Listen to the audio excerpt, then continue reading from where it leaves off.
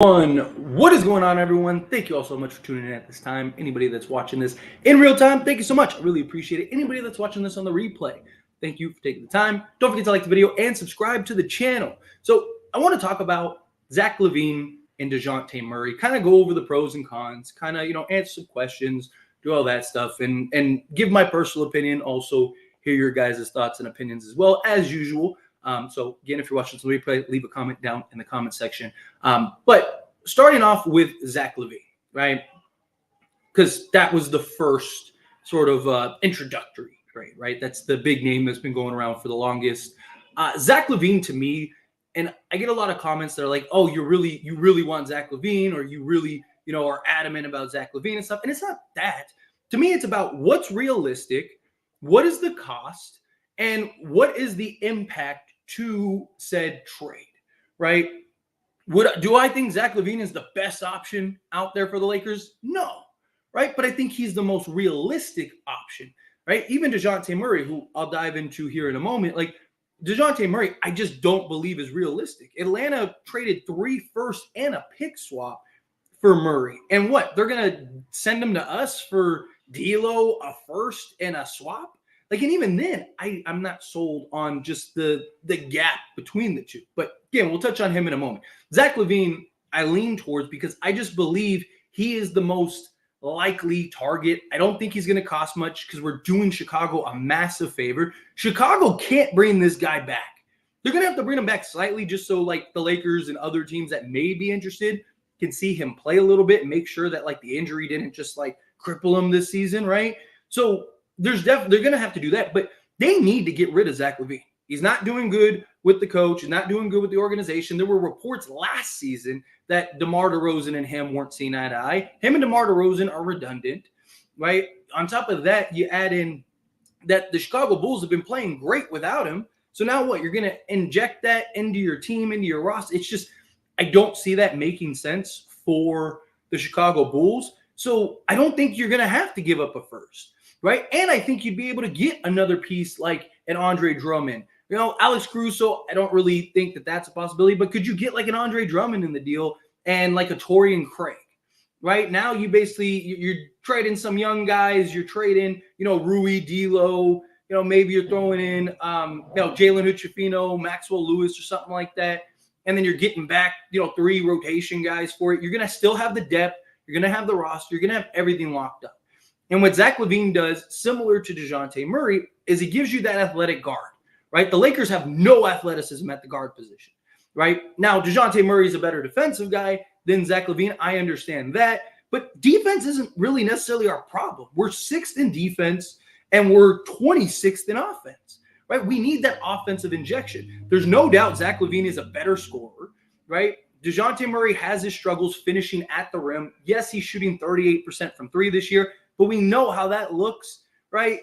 Players shoot great, and then they come to the Lakers, and they're terrible. I would trust that he's going to resort back to 34% or something like that rather than the 38%. Also, Zach Lavine is better off the ball. He's like 44, 45% on catch and shoot threes. That's my biggest concern with Dejounte Murray, right? The defense is a concern. I understand people's arguments of like he may get better. I'm not doubting that.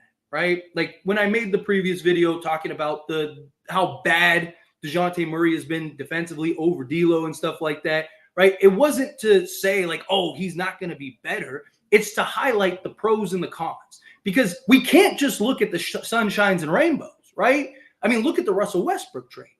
Russell Westbrook, you just look at the pros. It's like, man, athletic guard, can get to the basket at will, pick up our pace, but then you start looking at the other stuff, and it's like, there's no way this is going to work. Now, Dejounte Murray, I'm not saying wouldn't work or would work as bad as Russ, but he's not a good three-point shooter. He's not good off the ball, which LeBron James is going to still have the ball in his hands 90% of the time, right? Like, that's the big issue, right? Even with Atlanta, he struggles because when he has the ball, he's great. But next to Trae Young, who has the ball 90% of the time, he's not as effective, right? Dejounte Murray isn't a good finisher at the rim, right? So my concern is a lot of what D'Lo's issues are going to be Dejounte Murray's issues because D'Lo is great with the ball. he's one of the most, he's been, when he gets the opportunity, he's been one of the most efficient guys. One of the best plays in all of basketball is the D'Lo Anthony Davis pick and roll. It's literally one of the best plays in all of basketball when D'Lo gets that opportunity. But you see, when he's on the court with LeBron, he doesn't get the ball. He's playing off ball. He has to shoot. But at least he's been good off the ball in his ability to shoot the ball. Zach LaVine would provide that. Zach LaVine is much better off the ball. Yes, you need to give him the ball at times, but we need that. We don't have anybody that you can just give the ball to and immediately just go get a bucket, right? Or generate offense, right? LeBron, he's more like, yeah, when his shot's falling, he can go get a bucket, hit the three, hit the mid, whatever, right? But more times than not, his offense comes from, I'm just going to put my head down and get to the basket, right? Anthony Davis, yes, his three balls, he's shooting much better this year. His three balls fallen, his 15 out is fallen, but he's still more of like around the rim, 10 feet in, right? A guy like Zach LaVine, you can give the ball to, and he could just go to work, right? The offense, how many times do we see the Lakers offense? We got like a 3 or 5 minute stretch where nobody scored, right? The Lakers have not scored the basketball, right? Well, to have a guy like Zach LaVine that you can just give the ball to and say, hey, go get us a bucket, go get to the foul line, go do something, boom, he has that ability to do so, right? And he can finish through contact. He's an excellent finisher with his athleticism compared to Dejounte Murray, who, again, he hasn't been great finishing the basketball. That's been a big knock on him his entire career, is finishing at the rim, right? I don't doubt that Dejounte Murray is more – Dejounte Murray gives you more balance, but LaVine is more dynamic on the offensive side, right? And I think that that's where we need to lean more. I also think LaVine would be cheaper. I don't think you'd have the issues with like, oh, I don't question LaVine's fit, right? There might be a little sample size, little trouble to start, but I think for the most part, I think he'll fit rather easily because the Lakers are just going to need him to do what he does best, score the basketball. There's not going to be any questions about his role. Where Dejounte Murray, there will be questions about his role when he's on the court with LeBron James, where it's like, hey, LeBron's got the basketball. You have to play off the ball, which you're not very good at. He's been better this year. Don't get me wrong. I'll give him credit. He's adapted better this year than he did last year, but still, he's not great. D'Lo's been much better off the ball than Dejounte Murray has. Now, as far as the trades go, right, there's no doubt Dejounte Murray is better than D'Angelo Russell. I've never once said otherwise. Even in the videos that I've talked about how I think he is better. And I do think he is an upgrade. But he doesn't fix all of our problems.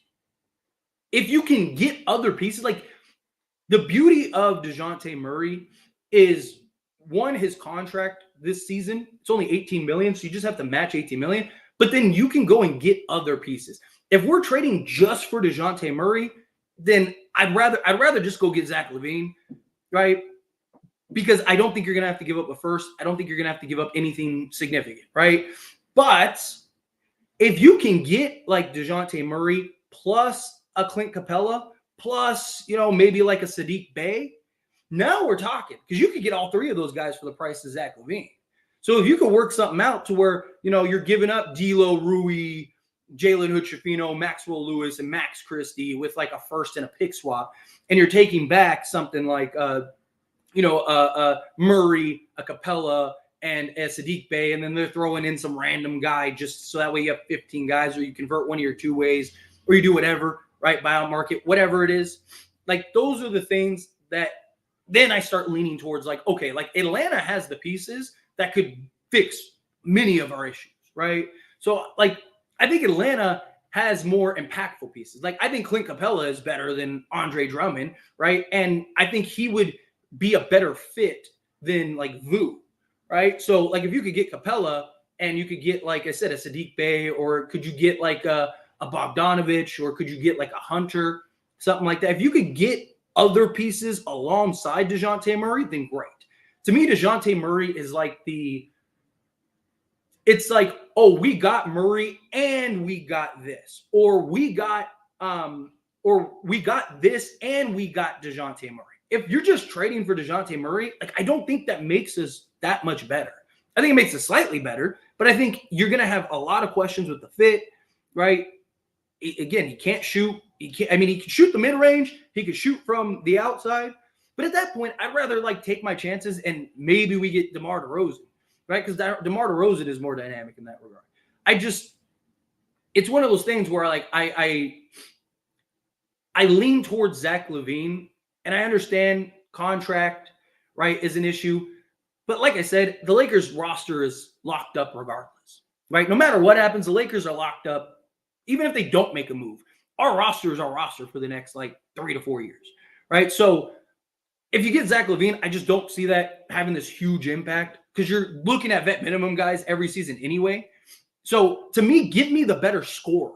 Give me the guy because the Lakers need that scorer, right? I do have concerns that if you trade D'Lo, now you don't have that other ball handler, but you can address that in like a minor trade, or you just need somebody that can kind of just execute in the minutes that LeBron James isn't there, right? So maybe you're bringing somebody in off of the buyout. Maybe you're bringing in a free agent. Maybe, you're working out some minor trade to get some guy, right? Or maybe you're looking somewhere else. Maybe you're working out a 3-team deal, right? I do have concerns. So the contract to me isn't as big of a deal as many think. It is. I'm not saying it's not any issue. It's definitely an issue, especially if it doesn't work out. My biggest concerns are the injury history, right? But I say this all the time. You cannot make decisions based on injury history because you can't predict injury, right? Unless the guy is like playing, 5 games a year, right? Then, yeah. But you look at the last 2 years, Zach Lavine played like 77 games and like 69 or 70 games, right? So if we get that Zach Lavine, then the Lakers are fine. If you get the Zach Lavine that played like 40 games, then the Lakers are in trouble, right? So, but you don't know which Zach Lavine you're going to get. But you also have to take into account for injury history. You have to take into account the fact that he's not going to have as big of an impact role, right? So he's not going to be the number 1 or number 2 guy. He's going to be able to just score and do what he does best, but he can lean on LeBron. He can lean on AD. And if that works, now you don't have to play Lavine 36 minutes like he's playing on the Bulls. You don't have to play LeBron 36 minutes like he's playing on the Lakers. You don't have to play Anthony Davis 40 minutes like he is on the Lakers, right? Because you have now that third guy that you can kind of cut all their minutes down. So the injury history, I don't think that could be effective because then we never would have traded for Anthony Davis, right? Why trade for Anthony Davis? He's injured every year, right? Like, why do this? Why do that? Like, we should never trade for Joel Embiid. We should never trade. Like, you can't factor. It needs to be a thought. You have to take, again, as I mentioned earlier in this video, you have to look at the whole picture, especially if you're Rob Pelinka. You have to look at the pros and you have to look at the cons. You have to look at the negatives and you have to look at the positives, right? And the contract and the injury are definitely negatives, but I don't think it's something that is like the deciding factor if the pros and the cons are in that area. The other thing is personality, right? Is he going to be willing to come in, accept his role, play the part that is needed from him, right? At least attempt to play defense, right? I'm not saying he has to be all-world lockdown defense, but at least play some defense. But even then, we have enough defenders to mask. Like, our problem, like, look at the starting unit that Darvin Ham has went with. If you had Zach Lavine, that lineup would work perfectly because you could go with Prince and Vando, or you could go with Reddish and Vando because you have Lavine, LeBron, and Anthony Davis, 3 guys that by themselves could go get you 40 in a quarter, right? So now you have enough offense, you have enough flow, you have everything. And then if you go with Prince, now you have all that. So I personally think that Lavine is cheaper. I think that Lavine, it would be more dynamic on the offensive side. I think the fit would be better, right? I think he's the most realistic because I just don't see the Lakers being able to trade for Dejounte Murray. And I think you could convince Chicago to give you other stuff besides Lavine, right? Again, I don't necessarily mean like an Alex Cruz or anything like that, but you could get something like a Andre Drummond and maybe like a Torrey Craig, right? And you can make the money work and you can do that stuff. But again, like the money, the $40 million plus that he makes, again, it is an issue, but it's not a huge issue. The Lakers are locked up cap-wise regardless, right? And they would be locked up cap-wise regardless with Murray. I just think at least Lavine, he's more dynamic. He gives you exactly what you need for the Lakers, which is that offensive firepower, that offensive punch. Even his bad games are better than D'Lo and Reeves' good games. I lean towards Lavine more. It's not that I think Lavine is the answer to all our problems. I don't. I just think he's the most realistic. He makes the most sense. He's not going to cost anything. Like, the Lakers should not have to give up a first to get Zach Lavine. They shouldn't, right? And if they do, then they messed up. But I just think that, obviously maybe something else becomes available, right? Maybe between now and then something else comes, maybe some other star becomes available and that person pushes to the Lakers. I don't know. We'll see, right? There's a lot of time between now and the trade deadline. But if my decision is just Lavine or just Murray, I'm going with Lavine just because all the things that I mentioned in this video. But anyway, again, hit that like button, hit that subscribe button, and let's dive into the chat here and all that stuff. And I will get us locked in. Give me a second. All right. Perfect. All right, there we go. All right, let me dive into the chat here, and we'll spend, good amount of time doing the chat. Now that I got out my points and my talking points and all that stuff, let's shift focus here. All right, so Ryan, D'Lo, Rui, JHS for Lavine, convert Hodge to a standard contract, can have 13 players for only 2 weeks, sign big in buyout market, use last roster spot at the end of the year, $50K only. Who do you get for $50K? I don't like. You're signing like a G League guy at that point. You're probably converting another G League guy. But yeah, I mean, we'll see. We'll see how that goes. But yeah, I mean, that's the problem is Lakers have to. Yeah, we're very limited because we're hard caps. We're very limited on what we have to spend with.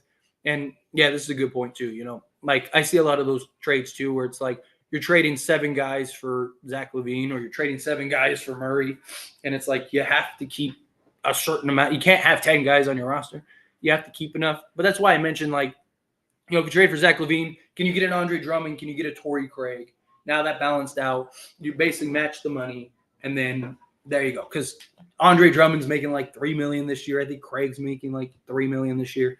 So you could get to that extra dollar or whatever. If you have to give up a Gabe Vincent or something, basically the idea is like you do like a 4 for 3 swap or something, and then you sign, like you said, bring up a Hodge or something like that, convert them to a normal contract, because at that point you have 10 to 15 guys on your roster anyway, right? So, what's going on, Daniel? Appreciate you.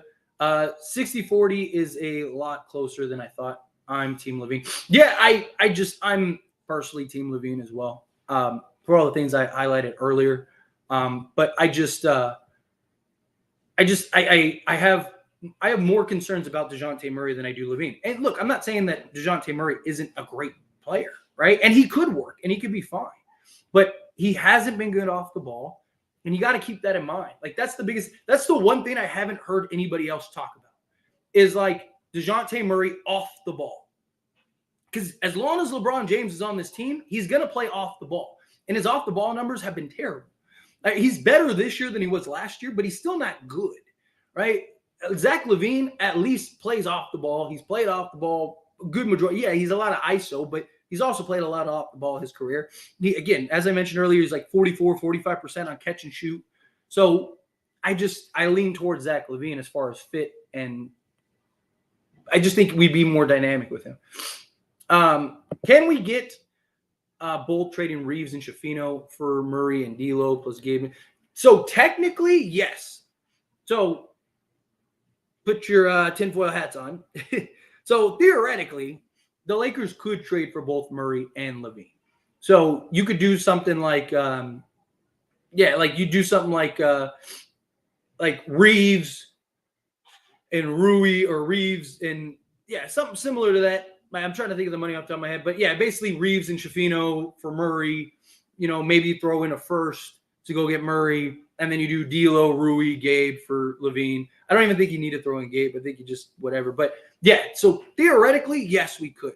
Would it happen? No, probably not. Strange things that happen. I'm not one of those people that like to say 100% never going to happen, but I wouldn't count on it. And I don't know if that would even make sense, right? Like, theoretically, you're like, oh, you got a point guard, you got a dynamic point guard in Murray, you got a dynamic scoring guard in Lavine, you got LeBron James, Anthony Davis, you go with like Jared Vanderbilt, and now you got like the best roster in the league.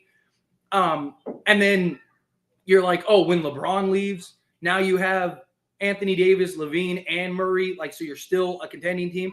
But I don't think that would fit at all. Like, I don't think that would work at all. Like, because you have LeBron who needs the ball, you have Murray that needs the ball, you have Lavine that needs the ball. And we've seen what happened with the Phoenix Suns. LeBron would basically have to just completely delegate. Like, he would have, like, that's what he'd have to do. I don't think that, like, see, like, you look at the Celtics, all of their pieces fit. Like, Porzingis is really good off the ball. He doesn't need the ball in his hands to be effective. He can play off the ball. He runs a lot of pick and pops. They create plays for them. Jaylen Brown and Jason Tatum, yeah, they are kind of ISO heavy, but they've sacrificed a lot and given the ball up, and they're still able to find theirs, and they're so effective and efficient. And then you got, like, Derek White, who's basically just a catch-and-shoot guy. And you got Drew Holiday, who's basically just been a catch-and-shoot guy most of the time. So, like, it fits. Where, like, Murray is not a great catch-and-shoot guy. Lavine would basically have to just say, okay, I'm just going to be a designated shooter now. Like, and that's it. That's the only way I see that, like, working. Where Levine's like, you know what? No more ISO for me. I don't want the ball in my hands. I'll just play the Klay Thompson role. Like, which, I mean, again, he's 45% on catch and shoots. Hey, that'd be pretty good. But I just don't see that happening. Like, I just think that would.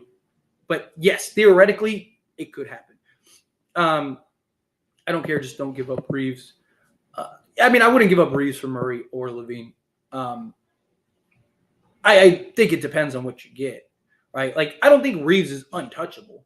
I just think it depends on what it is. Like, I'm not just trading Reeves for a guy that's like, you know, maybe a slight upgrade, right? Because I just think at some point there's going to be somebody that comes along where you could go, okay, that makes sense. Now we'll trade Reeves. Let's get the DeMar package call this season. That's my favorite package. I just don't think it's going to happen anymore. Like, I just don't. Because Chicago is adamant about getting Zach Lavine off the roster and then looking and seeing what does the team look like without Lavine. And they've been very good without Lavine. DeMar has now expressed, 2 or 3 times, that he wants to stay in Chicago. The owners have said that they want him in Chicago and they want to give him a new contract. Here's the problem is that, like, okay, let's say you wait for DeMar. Let's say Lavine goes to, I don't know, Miami. Just using them as an example. Say Lavine goes to Miami, right? And now you don't have anything on the table because you're waiting for the DeMar trade. And Chicago goes, we're not going to trade DeMar DeRozan. We're going to see what we got. Trade deadline passed, and now you're stuck with this team, right? Like, again, I'll take my chances. If the Lakers make it to the playoffs, give me a healthy LeBron, give me a healthy AD, and this team has shown that they can take it up a notch in, you know, heavy games. But I just my logic is like, take what is on the table rather than risk, and as long as it makes sense. Like, you don't just take what's on the table if it's illogical. But I think Zach Lavine makes a lot of sense. I think he's logical, right? I think you take, one in the hand is worth 2 in the bush, right? Take what you can get because you don't know. Look at, like, what happened when we were waiting for Paul George or Kawhi Leonard. Or, like, we've been just burned so many times thinking, like, oh, we're going to get this guy. And then we don't do anything and we let everyone else pass, right? I don't even hate the idea. And I actually want to make a video about this because I know not everyone watches the live streams and stuff like that. So I might put this directly in a video. But, like, I actually wouldn't mind with the Lakers, instead of going and getting a superstar, just getting position of needs, right? Like, can you just go get Andre Drummond by himself and then go get, like, Dorian Finney-Smith and, like, Royce O'Neal, right, for, like, Rui, right? And be like, hey, you don't have, like, a real power forward. Here's a power forward. You have plenty of threes, right? So here's a power forward to fill your need. We need 3-and-D style guys that do both. You get basically Dorian Finney-Smith is basically an upgraded version of Taurean Prince. So now you could go with, like if you want to do the LeBron point and 5 wide, you could go with, like, LeBron, AD, Taurean Prince, Dorian Finney-Smith, and, like, Cam Reddish or Jared Vanderbilt. And now you got a great balance of shooting, defense, everything. Or if you can get Royce O'Neal, you could go Royce O'Neal. And so you could go, like, Prince, Royce, Dorian Finney-Smith, LeBron, and AD. And now you basically got 5 switchable. You got 3 of your 5 guys that can shoot. When LeBron's on, he's on too. So now you got 4 guys. Like, I wouldn't even hate that. Like, just going and getting, like, complementary pieces, or maybe go and try to get, like, a Valanciunas, right? If the Pelicans continue to be bad, they were looking to ship him out this offseason, or this, past offseason, because they don't want to lose him for nothing. So could you do something like that? Maybe. I don't know. We'll see. But RJ coming in hot with the $5 super chat. Thank you so much. Appreciate hard work, Tyler. Thank you, RJ. Seriously, I appreciate that. Thank you so much for the super chat. I really do appreciate that. Yeah. Hey, like I've said it before, I have a goal.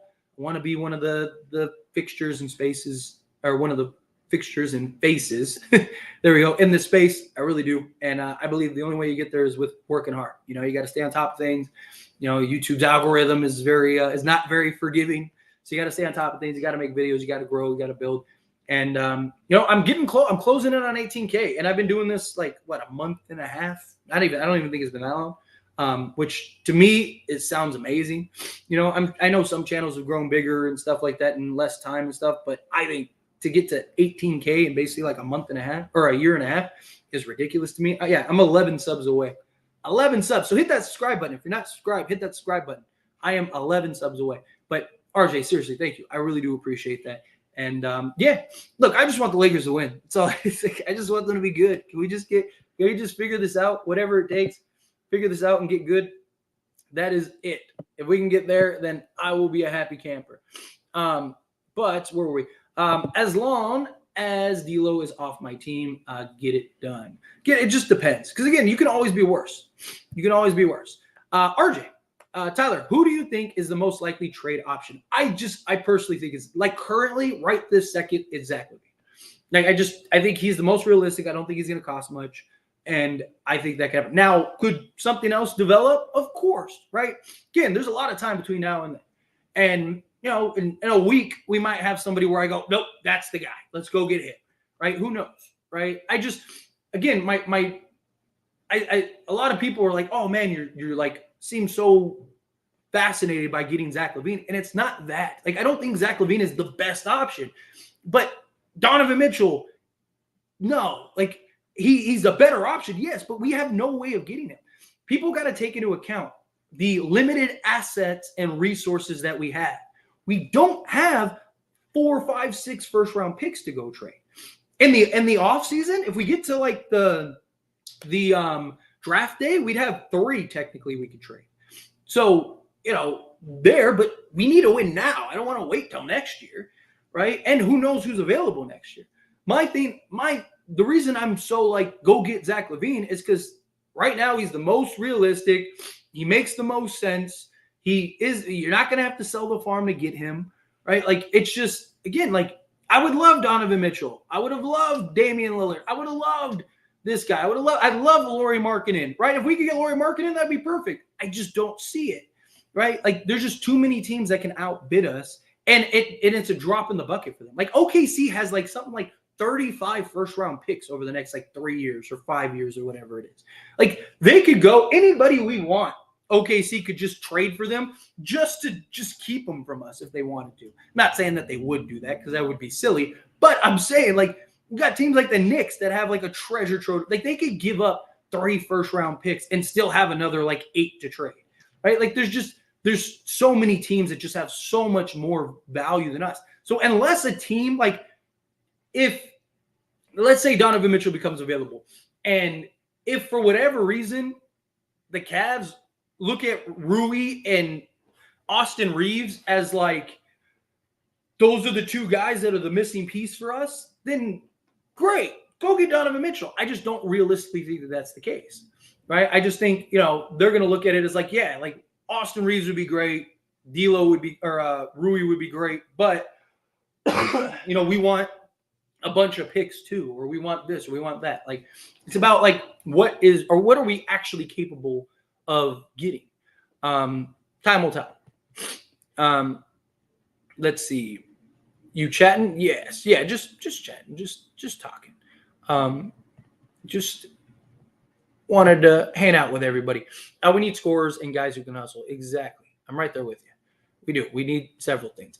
Coming out with the $10 super chat. Thank you so much. Just got home from the round trip. Oh, so you're back. Glad you made it safe. I am really happy to hear that. I'm glad you made it safe and your trip's done. I just got home from my round trip across the Pacific, sailing. Great memories with my daughter. Oh, you went with your daughters? Oh, I didn't know. I don't think you told me that.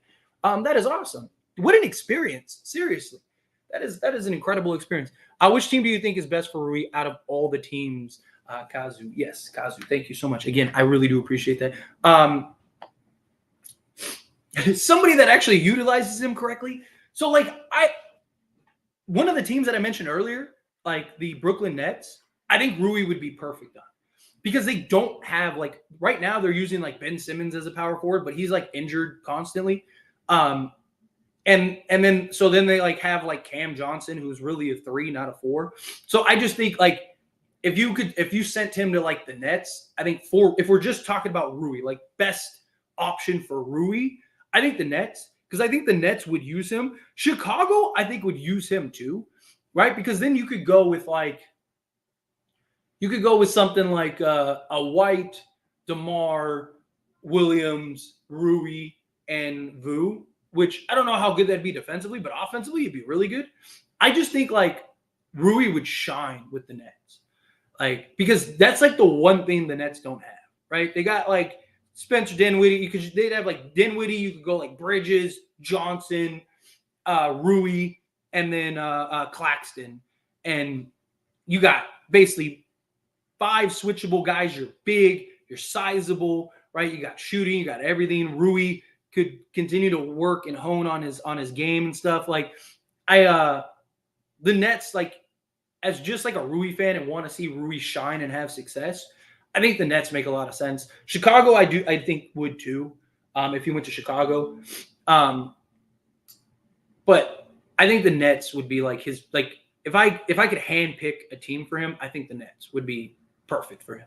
Because that's the one, like I said, they have a bunch of forwards and a bunch of sizable guys. But none of them are really power forwards.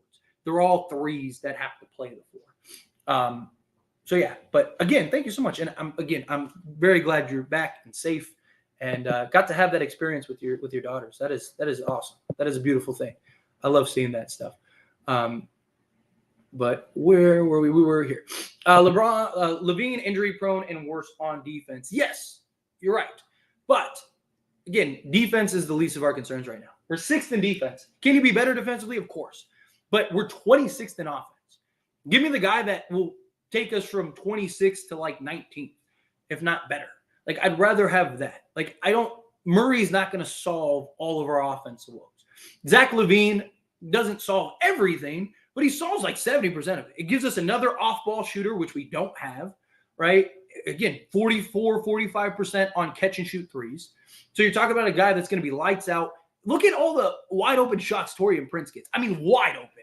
Imagine if Zach Lavine was getting that, and he shoots 7 threes a game. So you get another off-ball shooter, and you get a guy that could just go get a bucket whenever he wants, right? Dejounte Murray, as I mentioned earlier, not good at finishing around the rim.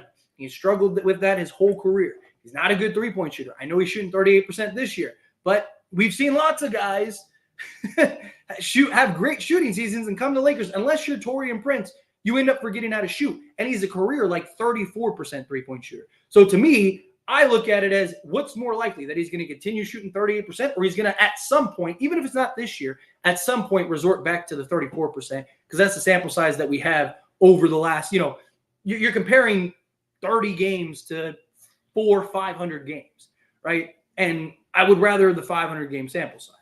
So I just lean towards more likely than not. I just have concerns with Murray's fit, right? Murray has not been good off the ball, right? And guess what? We have LeBron James. LeBron James is going, that's the one thing I haven't heard anybody talk about. I said the same thing earlier, a little while ago. I haven't heard anybody talk about the concerns of off the ball. Again, that's the biggest issue. When Murray gets the ball in his hands and he gets to run the offense, he's one of the best at it. He's ridiculous. He's really good. But he doesn't get that opportunity with Trae Young. He's not going to get that opportunity with LeBron. LeBron's going to get the ball in his hands. That's D'Lo's problem. Again, I said it earlier. D'Lo, look at the game where LeBron sat out and D'Lo got to run point guard. He put on a clinic, an absolute clinic. He has some of the best, like when he's just running the point guard, he has some of the best metrics for point guards in the league. One of the best plays in the league is the pick and roll with Anthony Davis. He's also the one guy that actively tries to get Anthony Davis to basketball. I look at it as like fit, like how does that work? How does that fit? He can't shoot. He can't finish at the rim, right? And I mean, it just, and his defense has been, I expect his defense to get better. I agree with that. But you can't deny that he's been terrible. I mean, terrible defensively. So we only have the information that we have to go off of. Do we believe that he'll get better? Sure, I do. But there's no guarantee. Like, so you're talking about fit, you're talking about not being able to shoot, not being able to finish, right? Defensive struggles, worse. People are already with their pitchforks and torches to just go after D'Angelo Russell for his defense. And he's been 6 points better defensively. 6 points better defensively. Even his net rating, defensive net rating, is like 10 points better, right? So, like, no matter how you look at it, whether it's individual defense, like just the one-on-one matchups, D'Lo's been better. And the team defense, D'Lo's been better. So, again, I'm not saying that Dejounte Murray won't be better with this Lakers team, but it's something that you have to factor in. You have to look at you can't just look at like all the rainbows and sunshines, right? Again, look at Russell Westbrook. If you just looked at the pros, it's like, man, athletic guard, get to the basket, increase pace, right? He could go give you a 25 to 30 on any given night, Mr. Triple-Double, right? So guys are going to get involved. Our big men are going to be eating and feasting, right? Like if you just look at the pros for every player, then yeah, you can make an argument for every player in the league. But then when you start looking at the cons, it's like, well, he can't shoot, he can't finish at the rim, not good defensively, right? But he did pick it up defensively and played great defensively for us, so he's been better, right? Okay, it's like he doesn't fit next to LeBron James. He can't play off the ball. Like out of 5 of those things that I mentioned, 4 of those fit Dejounte Murray. So again, I'm not saying that it won't work. It's just you got to keep that in your mind. Right, my biggest concern is the off-ball fit. His biggest issue is he hasn't been good off the ball with Trae Young. How is he going to be good off the ball with LeBron James? Right? I mean, I don't know. It's something that's, again, at least worth keeping in mind. I want Murray, hey Tyler, and Murray don't have a bad attitude. Murray definitely doesn't have a bad attitude, and I do have concerns about Lavine, but also how much of that is just like environment. We've seen a lot of guys that have been problematic at some places and then go elsewhere, and they're not. Like, they're fine. You know, he doesn't get along with the coach. Him and DeMar DeRozan are redundant. They're losing, right? When you're losing games, things kind of change. But when you start winning games, like Zach Lavine comes, he's going to have a fresh attitude. He's going to be excited. He's going to be a Laker. He's going to get to play with LeBron James, Anthony Davis. And Zach Lavine in like, what was it, like 2018 or something like that? Or like, I think it was after that. It might have been like 2020 or something. But I don't know. It was one of the All-Star games, right? Where he was with Chicago. And he said something along the lines of like, they asked him like, where would you like to play? And he was like, I would love to play with a guy with a playmaker like LeBron and a defensive anchor like Anthony Davis. I'm paraphrasing. It was something like that. But, you know, so I mean, he's even talked about it. You don't think Zach Lavine, if he goes to the Lakers, knows he's going to be the third guy? Like, there's no way he's going to look at it and go like, oh yeah, I'm going to go to Lakers and I'm going to be the man. No, he knows LeBron James on that team. He knows Anthony Davis on that team. But he's probably looking at it as like, imagine how easy it would be for me, right? I can play off the ball. LeBron James is going to get me in my shooting pocket every time. I'm going to be able to dominate. They need me to score. It's what I do best, right? So I think the balance for him would be good. I wouldn't be mad if they traded for Murray, but again, like I don't think it's possible because I just think Atlanta's going to want too much. And 2, I just don't think he's our only first-round pick upgrade over D'Lo, right? He's better than D'Lo, absolutely. But is he like, he fixes all of our problems, so let's make that happen? Like, I just don't think that that's the best possibility. Zach Lavine is costly, without a doubt.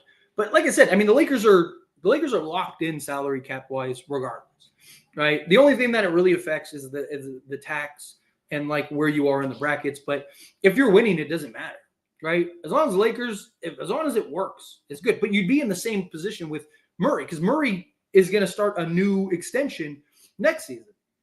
So, and that increases every year. I mean, it's not like Like Lavine's is like $50 million towards the end, but also LeBron wouldn't be on the team by that point. Like, well, maybe, right? I mean, the way LeBron's played, he might play for another 10 years, but we will see. Lakers have to sell the farm to get anyone. The rest of the league don't do charity for Lakers. We hear that every year. People said that what was all the talk with Russell Westbrook, right? Oh, you have to give up one first just for a team to be interested, and that's not even counting what it's going to take to trade. Every year we hear the Lakers have to sell everybody. No one's going to help the Lakers. Lakers never going to get this guy. Lakers are never going to get that. And every year we seem to figure it out, right? Now, I do think that there are realistic options. I think that there are unrealistic options, right? Like, again, got the nickname Lakerdamus. How did I get the nickname Lakerdamus? Because I predicted so many of the guys being correct. And it wasn't because I'm a fortune teller or I have inside information or anything. It was just who are the most realistic options that make sense and that potentially could be available. These are the guys. So I said Rui. 2 hours later, Rui's a Laker. I say D'Angelo Russell, Jared Vanderbilt, and I talked about Malik Beasley, right? Boom, those guys become Lakers like weeks later, right? Like it's just it's just what is realistic. Every year we hear the Lakers aren't going to get this, or the Lakers aren't going to get that. No one's going to help the Lakers. Teams want to help themselves too. Again, Chicago is desperate. They have to get Zach Lavine off their roster. And if the reports are true that nobody wants Zach Lavine but the Lakers, then guess who has the power? Because the Lakers don't have to make a deal. Like they could just say, hey, we'll take our chances in the playoffs. We got LeBron James and Anthony Davis. But, let's try to at least get top 6, right? Figure it out, get into the playoffs, and we'll take our chances. And then this offseason, we'd have 3 firsts, technically, at the draft day. You'd have 3 firsts that we could use to go package to go get another star, right? So, again, the Lakers aren't – like last year, the Lakers were in a point of desperation and still were able to get a very good trade for them, right? And then you look at this year, and it's like the Lakers really aren't in a point of desperation. The West is so tight. The Lakers go on a 3-game win streak, and all of a sudden they're the 4 seed again, right? It's like it's not like it's that far out. And it's probably going to be like that all season. And January is going to be an excellent stretch for them, right? I mean, we'll see if they can put together some wins here, but the Lakers should be able to catch some ground in January, right? So especially if we get through January and the Lakers are like 5 or 6 games over 500, like you're definitely not at a point of desperation. Now, if the Lakers are like 5 games under 500, well, then yeah, maybe things change. Maybe the conversation changes. And maybe at that point, Chicago's like, hey, you guys want to miss the playoffs, right? But right now, the Lakers are in shape and should be in shape to where it's like, hey, look, we don't have to do anything, right? You need to get – what are you going to – you going to play Zach Lavine this year, right? You might as well kiss the season goodbye if you're playing Zach Lavine because your team has been really good. Like, I just don't see that being a problem. Can we trade Gabe Vincent? Technically, yes. Problem is that he's out 6 to 8 weeks. So what team is going to be looking to trade for him with him out for basically 2 months? It's like teams aren't going to be jumping at the chance to sign or to trade for a guy that they can't even play for 2 months. And he's been injured all year. So even if he did come back before the trade deadline, like teams are going to want to watch him play for a couple games or whatever. So Lavine cheaper than Murray in the sense of like draft, or compensation, right? Like Zach Lavine shouldn't cost a first. Murray is very likely going to cost multiple first-round picks, right? Again, San Antonio got, but Atlanta traded 3 firsts and a pick swap for Murray, right? Like I don't see them going, okay, we'll just take 1 first for him, right? Like they're going to want at least 2 firsts, which the Lakers just don't have. And some team might actually try to do that, make that happen. The Knicks are rumored to want Murray and look at Murray as an ideal target next to Brunson, which that could make a little sense, I guess. You got that point of attack defensive guy. But so if that's the case, I mean, they could easily give up 2 or 3 firsts and still have enough to go trade for a Joel Embiid if he becomes available, right? I'm just using him as an example. Let's see. Howdy, everyone. What's going on, XRP? I thought the Bulls were, would we really getting what we want? I mean, they have been, but they also weren't in this position where they needed to trade Zach Lavine. They should have blown it up the last season. They should have blown it up last trade deadline, and they chose not to. And now they dug themselves in a position where they got to unload Zach Lavine. Um, so the recent starting lineup is the worst in the league offensively and defensively. So you said, what about that lineup? Look, again, they got to lock it down defensively. The biggest concern was the offense, right? It puts so much pressure on Taurean Prince to basically shoot the lights out. You got to put on LeBron James and Anthony Davis. What I've talked about also in the past is like you look at like if you were to get a Zach Lavine, you can run that the starting unit that the Lakers are running. You could do that with Zach Lavine. You could go with Cam Reddish and Jerry Vanderbilt, right? Because now you have a guy in Zach Lavine who could shoot, who can score basically at all three levels. You got LeBron James and Anthony Davis. Between those three guys, you got enough offense to go and give you 40 and a quarter by themselves. Not by themselves, I mean like collectively, right? They could go get 40 together and one in the first quarter, right? And so you could go with Cam Reddish and Jared Vanderbilt for the defensive purposes, right? Also, Jared Vanderbilt still isn't there defensively. He's missing assignments. His timing's off. His feet aren't under him. Once he gets back into the swing of that, I do expect that. I do kind of like the idea if the Lakers were to get Zach Lavine, going with like Cam Reddish and Taurean Prince. So you have basically two shooters, Cam Reddish defensively. But again, it's all about balance. You got to have balance. You got to find that proper balance. You know, whether it's moving Reeves in the starting lineup, which, again, I kind of like keeping him on the bench. I mean, if you're going to go with this starting unit, then you probably need Reeves. But, I mean, defensively, they should be better. There's no reason that they're this bad defensively. They should be better defensively because that's the one caveat that you have with that lineup, right? They've been rebounding better. The rebounding's been great. But defensively, they have just not been there. Now, is that because it was the Thunder and the Celtics, the two top 5 offenses in the league, right? Or 2 of the 5 top offenses in the league? Like, is that part of it? Or, like, what does it look like against Charlotte, right? What does it look like against, like, a middle of the pack team? Like, let's say, like the Clippers, right? Like, how does it look against the Clippers? Like, but when you're talking about the 2 top 5 teams, like how much of that is just like they're just that good offensively, right? I mean, the Lakers were number 1 defense in the league last year and ran into Denver. And how did that defense look? Terrible, right? So offense, I mean, you need a balance is the point. You have to have balance. Thoughts on us and being able to acquire Lauri Markkanen? I just don't see it. One, Utah doesn't have to trade him. Right? The only way that they trade him is if they get like a too good to be true offer, right? If somebody comes in and is like, we'll give you 5 firsts for Lauri Markkanen, which team like OKC might. But like when you're talking about Utah, they have all the leverage in a Markkanen trade. If they could get Markkanen, I would love that, right? If there's any possibility to get Lauri Markkanen, I would choose him over Lavine. I would choose him over Murray. I choose him over just about anybody. Talking about a 7-footer that can rebound, one of the best shooters in the league this year, playing alongside LeBron James. You can play him at the 4, you can play him at the 3. Like, it just like he would fit beautifully with this Lakers team. He's one of the guys that have zero questions about fit. And then maybe could you also get like a Kelly Olynyk in that deal or whatever, right? If you could get other pieces, but you're going to have to trade a lot of assets that you just don't have. So I wouldn't hold my breath on Lauri Markkanen. If it happens, it happens. Great. You know, I would love to be wrong, but if I had to bet on, like, I think it would be more likely the Lakers get Donovan Mitchell than they get Lauri Markkanen, because at least the Cavs are in a position to where it's like we're gonna have to trade him soon. Like Utah doesn't ever have to trade Lauri Markkanen if they don't want to. They can just keep him, sign him new. He has got on contract, all that stuff. So, does Lavine rebound? Lavine is what, 6'5", and he's like 5 rebounds, 5 assists for shooting guard is good. Lavine, Drummond, and Caruso. I would love that. I just don't see them trading Caruso personally. I don't. I would love it if they do, but especially again, like their goal is to, like I could see them getting rid of Drummond just because again he's their backup, right? They could probably replace that. So I don't think that would be an issue there. But like Caruso, they again like, and competition is a problem, right?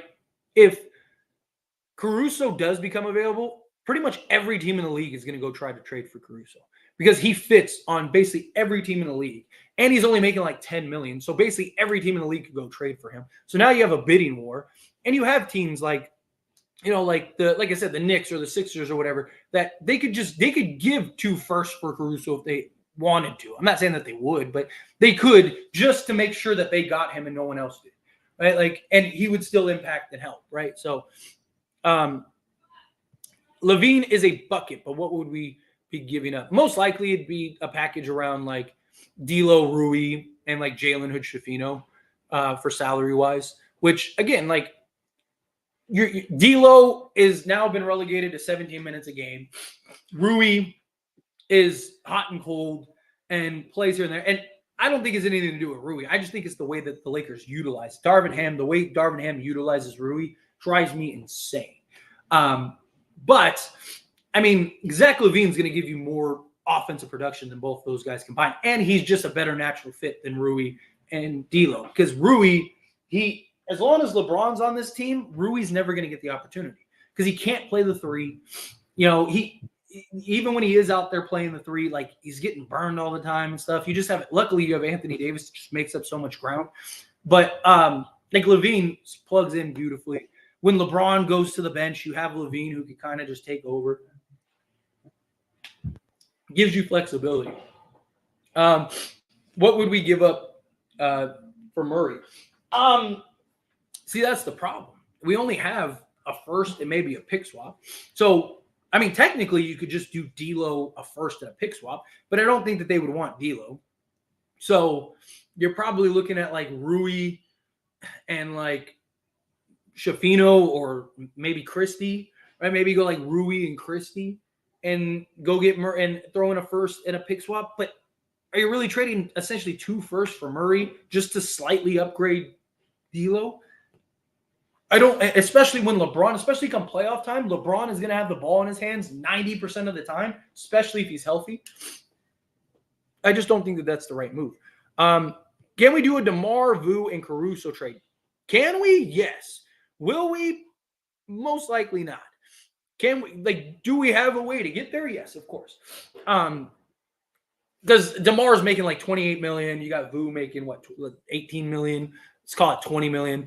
Talking like $48 million between the two of them, and then Caruso 10. So you're talking like $52 million around that ballpark. You could do like D'Lo, Rui, Gabe Vincent, and then like you got to like do like Jalen Hood-Schifino or whatever, because like that gets you like 48. So yeah, I mean technically we could get there, but will we? Probably not. Just because again, like Chicago's entire plan is to trade Zach LaVine and then see what this team looks like. So let's say they trade him to Miami and they get, I'm just using guys as an example, right? So let's say Tyler Hero and Jovic or whatever, and then whatever other piece like Kyle Lowry or Duncan Robinson to match salary and stuff, right? So let's call it Duncan Robinson, right? So then they would look at it, okay, well, how does this team's been better without LaVine. Now let's see what it looks like, and let's see what it looks like with Duncan Robinson and Tyler Hero, right? Okay, does that make us better? Do we look to move Tyler Hero? Do we look to move Duncan Robinson? Do we look to move anybody else, right? So the first step is to trade LaVine and then figure it out from there. So you're probably not going to be able to get anybody else other than like I said, like a Torrey Craig, Andre Drummond, somebody like that in a deal. Somebody that's like sort of an afterthought for them. Put Gabe on the list. I don't think getting LaVine shoots 45%. I don't think people get LaVine. Thank you. That's what I said. Right? I was talking about it. Literally, he shoots 45. I think it's like 44.7 or whatever. But yeah, basically 45% on catch and shoot threes. Which, again, he's going to be playing alongside LeBron James, which means he's going to get a lot of wide open catch and shoot looks. And if he's knocking them down at a 45% clip, that's ridiculous. LaVine, Drummond, Caruso for D'Lo, Reeves, and salary filler. Can't get anything without coming off Reeves. For GM would go for that. And also GM would have a hard time in LA, a fair trade, to be honest. I mean, if you can get Caruso, I think now you can make the argument of trading Reeves, because I think Caruso would give you more of what you need if you get LaVine in the deal. I wouldn't hate it. I just don't think the Lakers are going to trade. I don't think they're going to trade Reeves. Dejounte has had better off-ball numbers this year. Yes, yeah, which he has. He's shooting better and attacking closeouts. And the only hesitation is he can stay in the shooting. He has been, yes, but he hasn't been great off the ball. He's been better. Last year, he was like god awful off the ball. This year he's been better, but he hasn't been great off the ball. And again, like his shooting, that's the biggest concern. If his shooting drops even slightly, now we could be in big trouble. And the problem is you traded everything to go get him. And so now if you got to trade him, like what are you gonna get in return? Right? Gabe being injured hurts us on the court and off the court for trade value. Yep. Then again, maybe Lavine had a bad attitude because he thought he was a star coming to us. He got to know he's not a star. He's going to be playing his role. Him seeing it. Yeah, I mean, who knows what the issue, like the bad attitude things didn't really arise till, we got to Chicago, right? And then once he got to Chicago, it was like, I know there was like some stuff with the Timberwolves, but like look at Jimmy Butler. Jimmy Butler was like, that team was trash, and he had a bad attitude with the Timberwolves, right? But it really came with Chicago, and it didn't start till like the last year, right? And that was when like the reports that him and DeMar aren't looking eye to eye, him and the front office aren't seeing eye to eye. So like, how much of it is just like you're losing, you're in a bad organization, whatever. Any scenario where Rui remains a Laker? Likely not. Like I wouldn't count on it. Just because, again, you got to give something to get something, right? And, like, what team is going to be like, yeah, give us Gabe Vincent and D'Angelo Russell for Zach Lavine, or give us, right? Like, teams aren't just going to purposely fleece themselves to just help the Lakers, right? We're not going to get, like, a Pau Gasol trade, right? As much as I would love it, and you never know. I mean, strange things happen, but for being realistic, chances are you're going to have to give something to get something. Right? Like, how many teams actually want D'Lo? Right? The way that they're looking at it is like D'Lo is the salary filler. We want a Reeves, or we want a Rui, or we want whatever. Right? I do think some teams would like D'Lo, but the teams that we want to make, like Chicago doesn't have a need for D'Lo because now you have White who came through. Like if White was continuing to struggle, well, then it's like, okay, well, maybe D'Lo does make sense for us. Now he doesn't really make a lot of sense for them. Right? So where does that go, right? I think it just depends on the team. Let's see. Oh, I didn't know Murray was a point guard. LeBron doesn't want to play point guard, so I feel like we need a point guard. The problem is that LeBron says he doesn't want to play point guard. That's why we trade. That's why we went and signed Dennis Schroeder. That's why we ended up trading for Russell Westbrook to begin with. Problem is LeBron is still extremely ball dominant and wants the ball in his hands, and our team is best when he plays point guard. That's we keep experimenting trying to get these point guards, and it just isn't working, right? At what point does LeBron just say, okay, like just make me the point? I mean, he said it earlier, like, I can play point guard, right? So I just think you have to let him play point guard at this point. So I think you have him as your main playmaker in the starting unit, and then you go get another just decent playmaker, right? That's why I said ideally, like I hope, which it's looking less likely because Golden State has been terrible. My hope is that they trade Chris Paul and get something, and that team buys out Chris Paul. I know people aren't super high on Chris Paul, but what better playmaker could you get in a bench role for a vet minimum deal? And you don't need him to play 30 minutes like he does everywhere else. You only need him to play 15. So I think he would be perfect. So that's my hope, is that they trade him. Can we trade Gabe, Rui, and a first-round pick and D'Lo for DeMar Caruso and Vu? Yes, technically we can. I think I already answered a similar question to that. But yeah, what in tarnation is this? Just chatting. Just goofing. New boot goofing.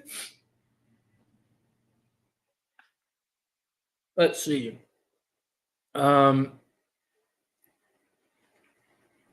Let's see. By the way, team's not overhyped. They are playing at a solid plus 500 level. Tough Western Conference. They just number in the league right now. Yep. The Lakers, look, you take into all the consideration everything that's happened with the Lakers this year. Lakers are in a pretty good spot. Andrew, coming out $2 super chat. Thank you so much. Didn't see you were live. Lavine is the one. Andrew, no worries. No problem at all. I was gonna post another video, but then I was like, you know what? Let's have a little fun debate and discussion, and let people come on and answer questions stuff. I have an hour or so. of time, like an hour and a half of time. So I figured, like, why not do a live stream? And then, like, the first, like, 10 minutes of this, I kind of made a video. So I'm probably just going to, like, cut that and post it because not everyone watches live stream. So I'll probably just cut that as, like, a 10-minute clip and then post it. So kind of a 2-for-1. We kind of double dip in here a little bit. But I also thought it'd be fun rather than, like, plus it's easier to hit all my points in a live stream than it is, like, when I'm trying to cram everything to a 10-minute video. Sometimes, like, I forget points and I'm like, oh, damn, I wanted to talk about this, right? Like, or I wanted to mention this. So it's, yeah, it's just live stream. I can go as long as I want so I can kind of hit points. And usually people will ask questions that spark, like, oh, yeah, I wanted to mention this, right? So, but anyway, I appreciate you, Andrew. And I agree. I think Lavine's the one. Go. You can go listen to my rant earlier. I hate that I'm still sick. All right, where were we as far as the here we go. I think it comes down to what the other pieces could we get for these guys if Reeves is involved. What else would be interesting? Yeah, to me it just depends on what is the overall trade, right? Like can you get 3, 4, 5 guys in a deal, right? Can you get like depth in a deal, like our upgrade in positions of need? Like I wouldn't hate that, right? I think it just depends on what it is. Murray is a bucket, though. He is, but most of his offense comes from the pull-up game, right? He's in like the 90th percentile or 89th percentile as far as like pull-up game. So he's a guy that ball in his hands, comes around a screen or cross a dude up, pull up, jump shot, right? So that's the problem. Like he's not a great three-point shooter. He's not great at finishing around the rim. Reeves is only his third year. In the next couple of years, he will be worth way more. Yeah, possibly. Yeah, Murray is a very good point guard. He could easily be 10 plus. I absolutely think he can too. But the question is he going to get the opportunity to play point guard? I would go for Murray because better health, and I think he can make more plays. But again, is he going to get the opportunity to make plays with LeBron? Right? D'Lo can make plays. D'Lo is excellent. He's up there with, like, when you look at his numbers where he just gets to play the point guard, they're ridiculous. The problem is he plays next to LeBron James, so he doesn't get the opportunity to actually play point guard, right? You see the games. It's like, okay, he gets to make a play here and there. He'll have like 3 or 4 straight good passes. And don't get me wrong, D'Lo at times can be a little lazy with the pass or try to be a little too flashy, right, rather than just making the easy pass. I do get that. I'm not saying that D'Lo is the greatest point guard ever. I'm not saying he's magic or anything, but he isn't bad. And he's a guy that is capable of going to get 8 to 10 assists a game, just like Murray can.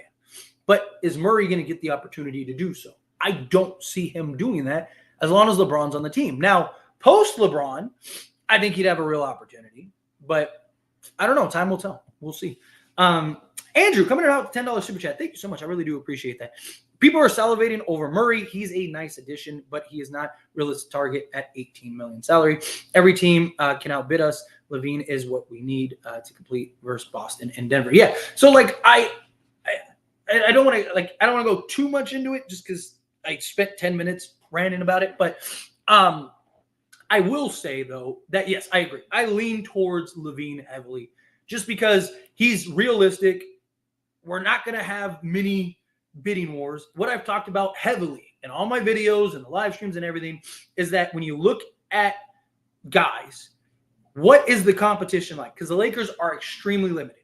The Lakers don't have 3 or 4 firsts to go and trade to go get this guy or that guy or whatever, right? Is Lavine the best option ever? No. But he's the most realistic. He makes the most sense. Fit-wise, I don't see him being a problem. I've talked and gone over the fits with Murray. Again, can't finish very great around the rim. He's been worse this season defensively than D'Lo in individual defense and team defense. So both metrics, he's been worse than D'Lo. Now, will that get better with the Lakers? Most likely. But it's definitely something worth, at least being conscious of, right? Again, guys can improve, guys can get better. I mean, he's a guy that was an all-defensive guy, right? I understand that. But we only have the information that we have to go off of. Right? We've also seen guys have excellent seasons, make all NBA teams, all that stuff, and then just never able to replicate that. So, again, not saying that he won't, but he will. Not a good three-point shooter. I know he's shooting 38% from 3, but he has a career 34%, right? And based on the way that guys come to the Lakers and play and shoot the basketball, usually they have that massive drop. So he's not good off the ball. He's been better this year. Again, he's been better this year off the ball, but D'Lo's been much better off the ball. D'Lo's actually been very good off the ball last season and this season, right? His shot isn't falling, right? Not the way that, or not consistently enough, but right. Like, so you're going to have a lot of the same issues that D'Lo has on this team. Murray's going to have a lot of the same. And I just don't think I don't think he's that far of an upgrade to where it's like, oh, let's give up a first and a pick swap to go get him, right? When you could probably get Zach Lavine without giving up any first. So you could go get a trade for Zach Lavine on, let's say, the 17th, right, of January. And then maybe still, if you have a first, maybe go do a minor trade to go get a Dorian Finney-Smith or a Royce O'Neal. Royce O'Neal's only making like $8 or $10 million or something like that, right? Maybe you could do like a Gabe Vincent for Royce O'Neal and give up like a pick swap or something, right? And I don't think that would be work. But if that's like the piece you need to now make you a bona fide contender, right? Like, then maybe you're I don't know. My point is that, like, I just think you look at Zach Lavine, again, he's the most realistic. He's the cheapest asset giving up wise. And fit-wise, I don't question Zach Lavine's fit, right? There's going to be a filling out period. Don't get me wrong. I'm not saying Zach Lavine's going to come in and be just game busters. He may, right? But more likely than not. But he's a guy that shoots 45% from three on catch and shoots. That's every time. That's about as good off the ball as it gets, right? Imagine him and the looks he's going to get playing alongside LeBron James, shooting 45% from three. All right, what do we need? We need a three-point shooter. We need offense. Right? We need another big man. You could solve, again, 70% of the Lakers' issues with a Chicago trade for Lavine and DeMar DeRozan. Maybe you could even convince them to throw in a Torrey Craig, right, as another 3-and-D guy. He's not great at threes, but he's serviceable. And at that point, he'd be like our 10th guy. So, he's just another defensive guy that you could put at the 2 or the 3, right? I just lean towards that personally. Coming in hot, the $5 super chat. Thank you so much. If you can be an animal, what animal would it be? I would be an aquatic murderer, or also known as an orca. Sorry, that threw me off for a second. That's a good question. What would I be if I could be an animal? I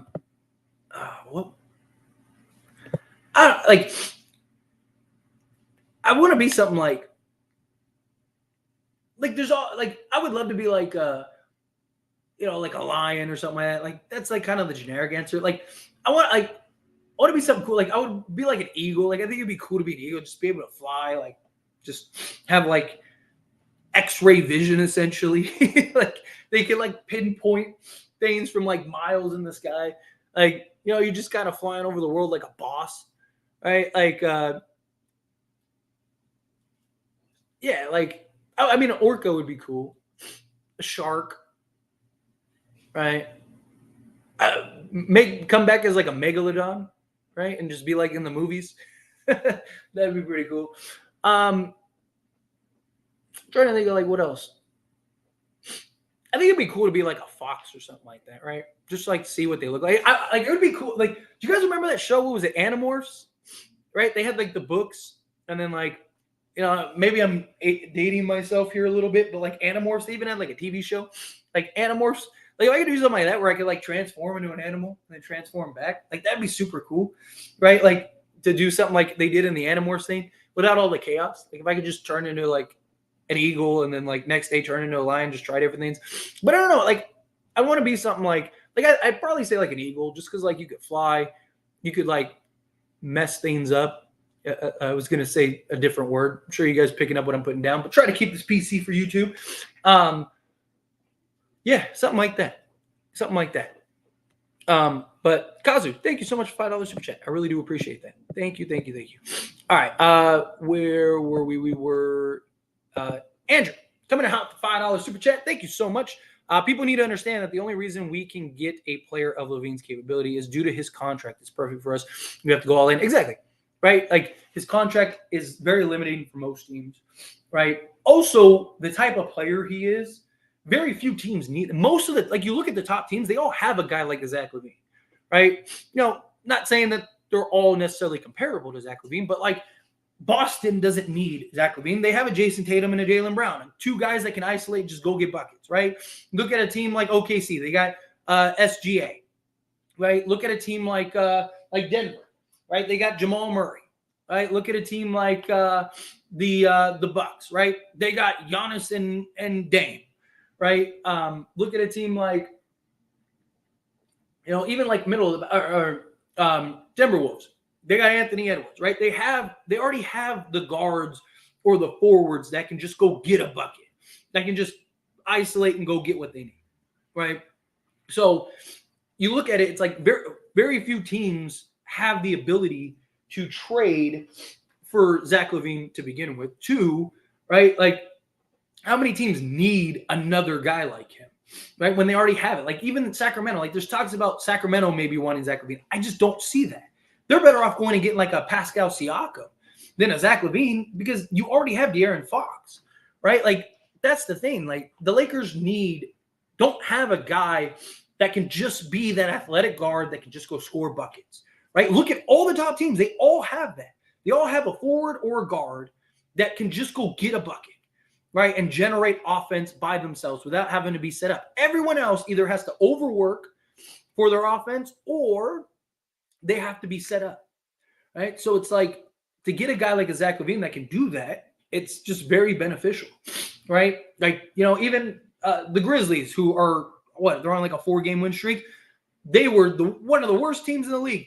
Ja Morant came back, and all of a sudden they're on a win streak. Some of that is momentum and hype. Some of that is because they didn't have anybody that could just go get a bucket, right? Like, Baines has to work hard, right? Like, Marcus Smart is inefficient at times, right? Like, but you add a guy like a Ja Morant who can just basically score at will, right? And again, I'm not saying that Ja Morant is, or that Zach Lavine is on par with Ja Morant or anything like that, but you see the impact of what a guy that can just get to the rim, apply rim pressure, knock down the outside shot, knock down a mid-range can do for a team. Lakers don't have anybody like that.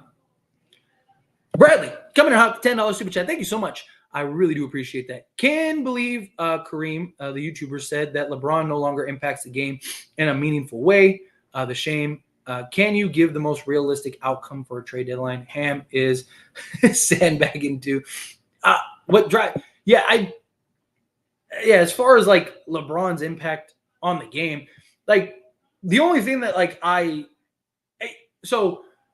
don't know what exactly was said. Like, I don't know the context. So I don't know, because like I've even said that like he can't impact the game like he used to. He still absolutely impacts the game. Like, the dude is ridiculous. But like, look, 27 to 30-year-old LeBron literally could single-handedly win you 90% of your games.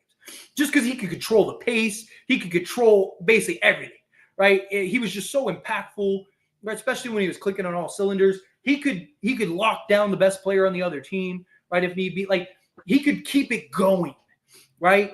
He can't really, at his age, the mileage he has, he can't really do that anymore. So he doesn't impact the game like he did young LeBron. Like, young LeBron, I mean, carried a bunch of nobodies to the NBA Finals, right? I mean, yeah, he got swept by the Spurs, but still, I mean, that dude, like, this second leading scorer was like, what, Eric Snow? Right? Like, come on. Like, the dude did wonders. Young LeBron was just a different beast. The way he could control and dictate games. He doesn't have that anymore. He can't just like completely lock down for 48 minutes and basically control all elements and all aspects of the game. So in that regard, I can understand that.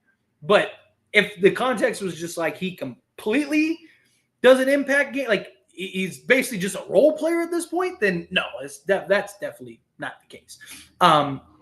But as far as like realistic outcome at the trade deadline, I think it goes one of two ways. Either A, I think it's either like a Zach Lavine trade and you get like an Andre Drummond, right?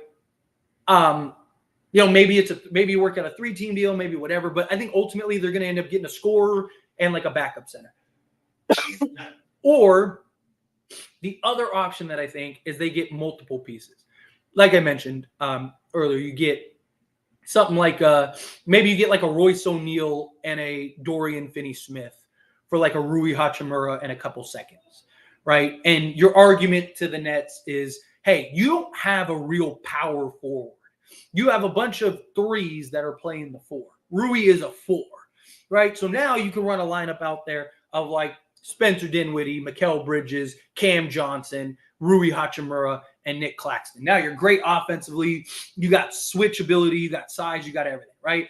We need legit 3 and D guys, and you need a legit power forward. So do something like that. I can see them maybe doing something like that and then going and trading for like a Valanciunas, or like, maybe it is just an Andre Drummond or something. I think that those are probably the two likely scenarios. Either A, they go and they go get that star, go get that big impact guy like a Zach Lavine, or B, Chicago is bullheaded and they just like, no pun intended. Chicago is kind of bullheaded and is like, we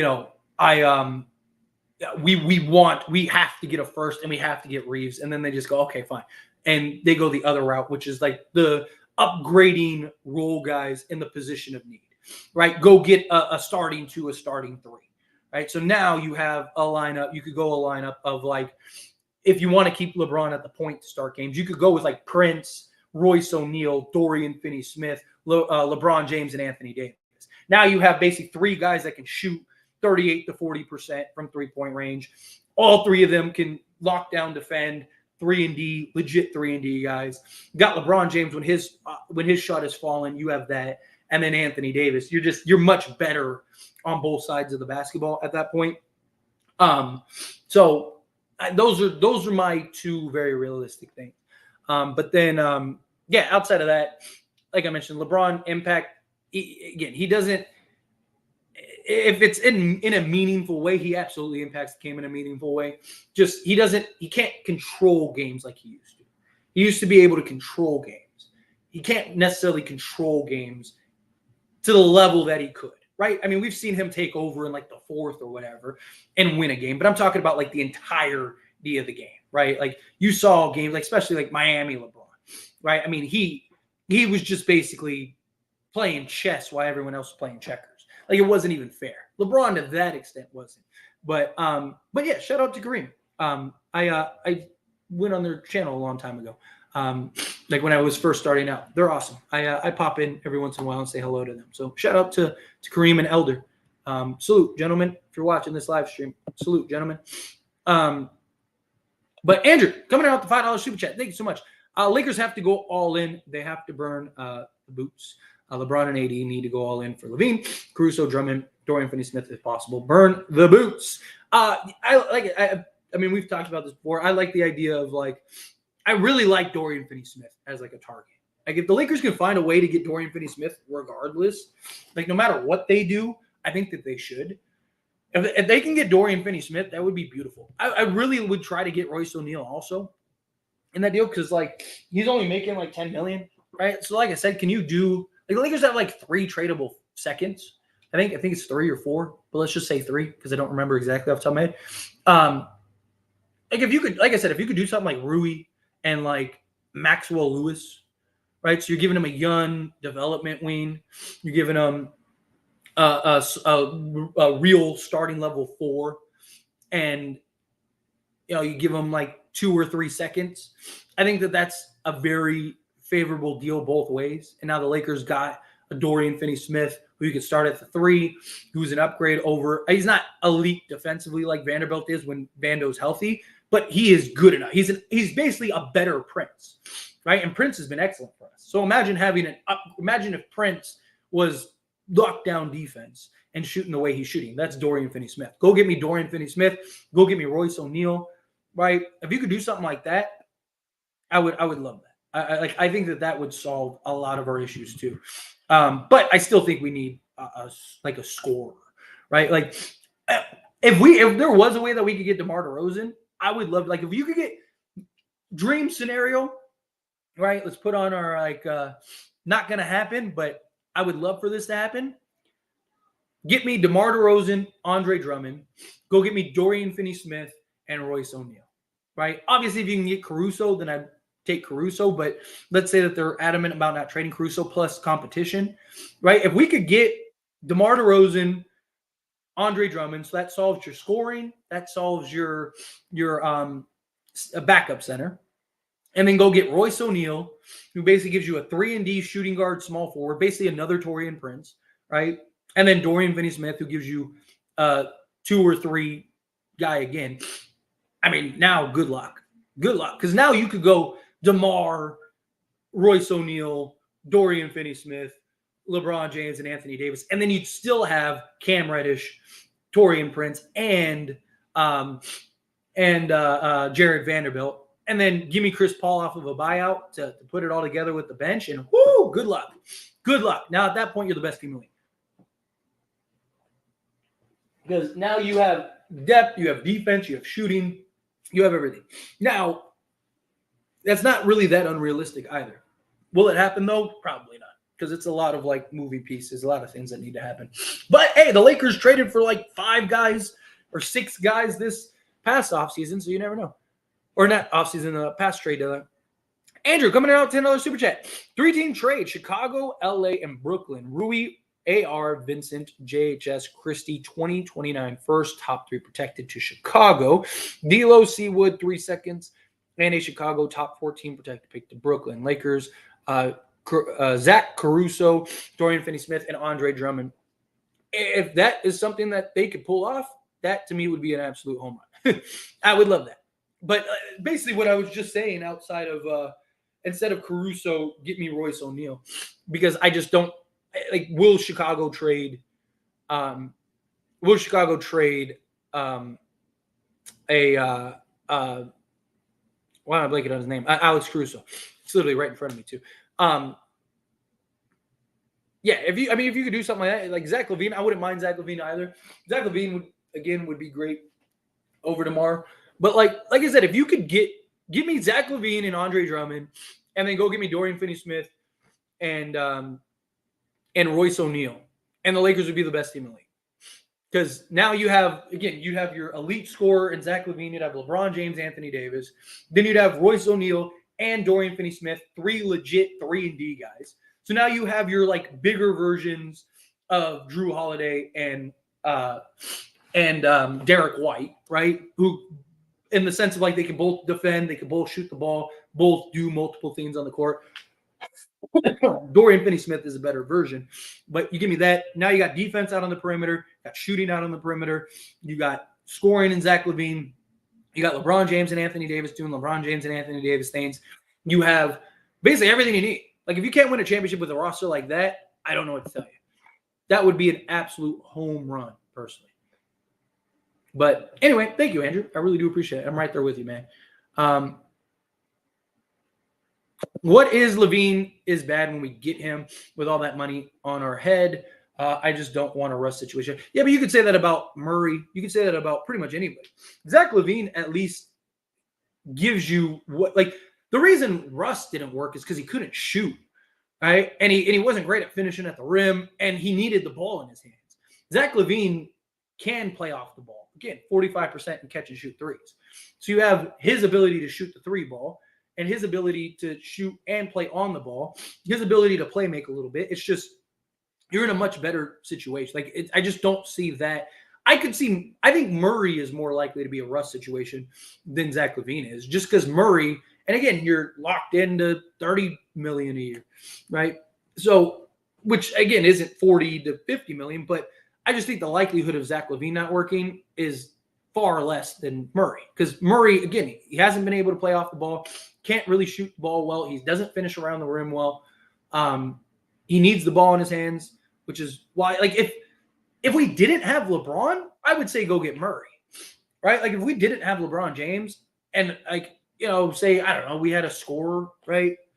Instead, I don't know, let's say, instead of LeBron, we had, I don't know, let's say we got Brandon Ingram still, right? Like then I'd be like, yeah, go get Murray, right? Because then he can kind of play the point guard. He can make plays. He can do things.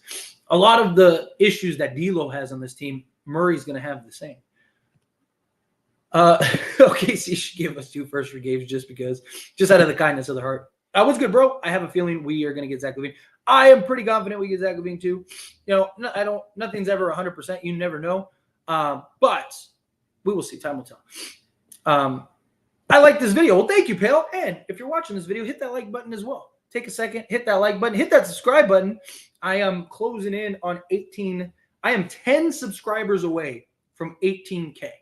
So if you're not subscribed, hit that subscribe button. Help me out. I am 10 subs away from 18K. That is beautiful. Absolutely beautiful. But thank you, Pale. I appreciate you. Andrew, coming out the $5 super chat. Thank you so much. People are afraid of what if it doesn't work. Then we lose. That's how it goes. That doesn't stop you from going all in when you have a real chance. That's my point too. I mean, you could have said the same thing. I said this earlier. I don't know if you were in the live stream, Andrew, when that happened, but I even said if your concerns are like injury history and stuff like that, because again, Zach Lavine, you look at the last 2 years, he played 77 games last year and 69 or 70 the previous year. You can't make decisions based on will this work or will it won't. I mean, obviously you have some stuff that is just blatantly obvious. Like I said, Russell Westbrook was blatantly obvious, but I understood the idea, the logic. If LeBron is really willing to play off the ball, Russell Westbrook, his impact, if you get shooters around him, which they never did, they had small lineup and all that. It was more, to me, it was more the team around Russ than Russ. I think you could have made Russ fit if you had the proper team, especially with him being willing to come off the bench, but his $40 million really hurt, right? Circumstantial things. But in most cases, right, if you're just solely looking at will this work or will it won't, right? Then you're running with issues, just like with injuries, right? Why would you trade for Anthony Davis, right? We traded for Anthony Davis. It's well, he has injury history, right? He's injury prone, right? Why would you trade for Joel Embiid if he became available? Joel Embiid's injured all the time, right? You have to look at the pros and the cons. It's why, I talked about Murray's terrible defense this year, right? And people, he's not going to be that bad. I don't believe he will either.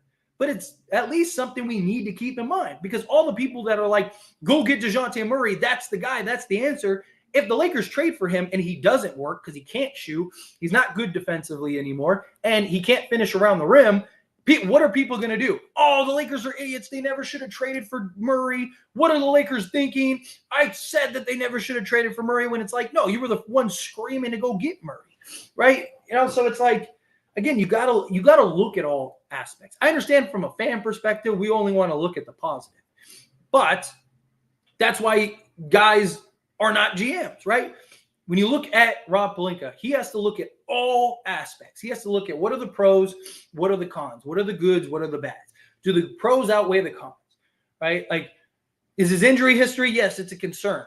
But what has he done lately? What is the information we have currently, right? Those type of things. So I don't know. We will see. Time will tell.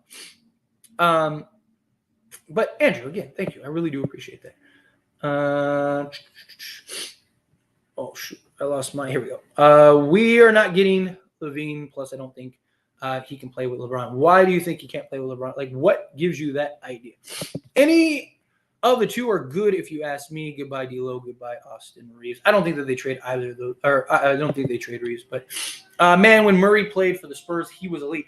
Yeah, but you got to understand, he was the guy, right? And he got to have the ball in his hands constantly.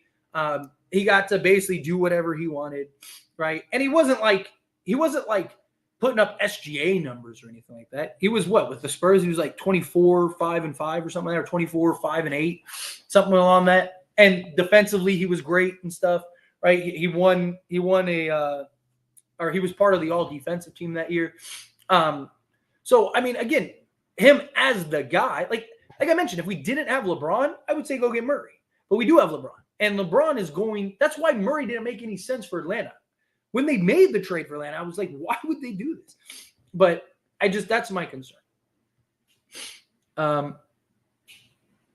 Let's see. Let's check the polling. Yeah, that's a good idea. Let's check the polling. I don't think I did that. What is it at? So 58% want Dejounte Murray. So out of the poll here, 58% want Dejounte Murray. Interesting. Let's see, where were we? So Kyrie just stood in the corner for LeBron. Bron old. He didn't play off the ball now. Anyways, what are you talking about? Kyrie played off the ball heavily. Like, that's what Kyrie did because he was such an excellent shooter. Like, what are you talking about? And you even speak in English? What is this? So Kyrie just stood in the corner for LeBron. Shit up, bro. Didn't old Bron old? He played more off ball now, anyways. He does not play more off ball now, anyway. All right, if you say so. Andrew, coming out with the $5 super chat. Lavine's play style and shot selection is made to play with LeBron. He's an incredible catch and shoot three-point shooter and an incredible transition. He's the one. I agree. Look, 45% catch and shoot threes is massive. Like I said, I think it's like 44.7, but 44, 45%. Talk about a guy that can shoot elite, play off the ball well, can take over down the stretch when LeBron's out of the game. You can give him the basketball and tell him, hey, like LeBron's going to get 5 minutes of rest. Go get me 20 points, whatever. Lavine is the way to go. He really is. It's not going to cost you as much. I like Murray, but again, you're talking about a guy that hasn't been good off the ball. You're talking about a guy that just can't shoot consistently. I understand he's 38% this year. First year he's ever done that, right? Can he maintain that, especially when we have a history of guys coming to the Lakers and no longer being able to shoot? It's definitely of a concern. So, again, not saying it won't happen, but we will see. Time will tell. Maybe Bron can play with traditional point guards. Can't play. I mean, because he is the point. I mean, like, the problem is like, what point guard can you get that's better than LeBron at being a point guard? Right? So that's the problem. Like, if you're LeBron, like, if your options are me playing the point guard or me deferring and letting Murray or one of these other guys play point guard, and it's like, I have the higher IQ. I am the better playmaker. You talk about LeBron is arguably the greatest point guard we've ever seen. Right? Like, so you're talking about a guy that's like there's not very many people that are in the conversation with him playmaking wise. So unless it's like a Chris Paul, like, who else is he going to trust to play with the ball more? Right? Like, I don't, that's the problem. LeBron needs the ball. He's the guy that makes the decisions. Even with Russ, fans question the fit. Yeah, I mean, Russ was like obvious. Like, Russ was like, this doesn't make any sense. It's the catch and shoot, yeah. We need Murray to defend. He is an elite defender. He's not this year. He is terrible. People get on D'Angelo Russell for his lack of defense. D'Angelo Russell is better than league average this year, which is good. League average is 115 defense rating. He's a 114.6. And Murray's like 120. Like, he's literally 6 points worse than D'Angelo Russell defensively. Now, look, again, will he be better? Probably. Right? But there's no guarantee. There's no, like, again, some guys have great defensive seasons and then they just hit that wall, right? So we'll see. But Bulls fan here, what's going on? I have scouted Zach since he was at UCLA, and the real deal with the Bulls is the lie. Lavine was told about Billy's secret contract extension, and also Lavine is on film is better than. Yeah, I think Lavine fits seamlessly with LeBron James and Anthony Davis. Like, I do. I think he's a guy that will be able to just go get buckets. He gets to play the role that he's best at, right? Because the problem with Chicago is you got Lavine and DeMar who both kind of do the same thing, right? And it's like a lot of like, you go, I go, you go, I go, you go, I go. And it's like they kind of don't know how to play off each other at times. Like, it's just clunky. Where you wouldn't have any question. Like, it's just like, Lavine, what are you best at? Scoring and shooting the basketball. Guess what the Lakers need? Somebody to score and shoot the basketball. Right? He's going to get his 17 attempts per game. Because, I mean, between D'Lo and Rui, there's your average that he's averaging. Right? So, and it'd be a guy that LeBron would trust to go get buckets because he's proven for his career. I just think, you give LeBron. My biggest concern with getting Lavine is Austin Reeves. Like, my biggest concern is that getting Lavine basically neutralizes Austin Reeves, because now we don't need him as a scorer anymore, and he hasn't been great as a playmaker.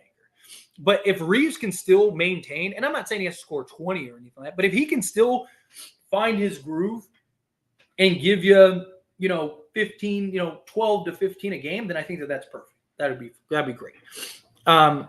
Lakers need a catch and shoot player. Zach Lavine. Zach Lavine shoots 45%. Buck up. Don't forget to hit that like button. Show the video some love. Yes. Take a second. Hit that like button. Hit that subscribe button. You guys are beautiful. Greatly appreciate it. Let's see. Murray is horrible attitude, and Lavine always wanted to play with LeBron. He has been in the works for years. Yeah, I mean, he said it. I mentioned it earlier. I don't know if you were in the stream earlier, but he said at an All-Star game when he was on Chicago before he signed that extension, was like, "Oh, I would love to play with a defensive anchor like AD and a playmaker like LeBron." So yeah, this is definitely something that's been in the behind the scenes for a while. I've always criticized Ham. I just hate when people blame Darvin Ham as the sole reason. Like, Darvin Ham isn't the only reason. It's not like I don't criticize. I criticize Darvin Ham a lot. It's just, I just don't like when people say everything's Darvin Ham's fault. Like, if we just got rid of Darvin Ham, all of a sudden we'd be the best team in the league. Would we be better? Probably. But we're not, like, it's not all on Darvin Ham. Like, Darvin Ham isn't the one that's missing shots, failing to rebound, not playing defense, not properly making rotations, not showing up with energy and effort. Like, at some point we got to hold the players accountable is my problem. I mean, I was going to say I criticize Darvin Ham a lot this stream, but yeah, that's why you're leaving that comment. LeBron wanting and needing the ball as much as anybody else and not wanting to play point guard might be our issue, but we need him. Now that I think about it, a lot of players don't fit well with LeBron, and that's the problem. A lot of players don't fit well with LeBron because he needs the ball in his hands. And that's why, like, literally since the bubble, the Lakers have done everything they can to get LeBron James a point guard because LeBron James said he wanted that. LeBron James, after the bubble, said, I don't want to play point guard primarily anymore. I don't mind playing in spots, but I don't want to be the point guard. Go get me a point guard. So we went and got Dennis Schroeder, right? Dennis Schroeder didn't work. Go get me Russell Westbrook. Me, Russ, and AD, we had a conversation. We sat down. We talked. We, made out and paused. And now we want to play together. And so they went and got Russell Westbrook. And LeBron said, I'll do whatever it takes. AD said, I'll do whatever it takes. Russ said, we'll do whatever it takes to make it work. And guess what? It didn't work. Like, everything the Lakers have done has been to get LeBron to play off the ball because LeBron wants to play off the ball. Guess what? LeBron is best on the ball. He is our best playmaker. He is still one of the best, if not the best, just point guards, playmakers in the league. So, yes, let him play point guard. Go get the scorer. You get a guy like Murray, he's still going to have to play off the ball a lot. D'Lo has to play off the ball a lot. But every time D'Lo gets the opportunity to just play point guard, he puts on a clinic every time. So, I don't know. Can Lavine play defense? Not really. He's pretty bad. But also, again, defensive schemes, you can mask them. You need the offense more, right? He has the athleticism and stuff and the foot speed to stay in front of guys. So you just kind of need him. You don't need him to be great defensively. You just need him to kind of funnel the offense or funnel the offensive player. You can mask him. You can hide him, right? If he's like your only bad defensive guy. But, if you got like him and Reeves out there in the starting unit, then yeah, you're probably getting torched.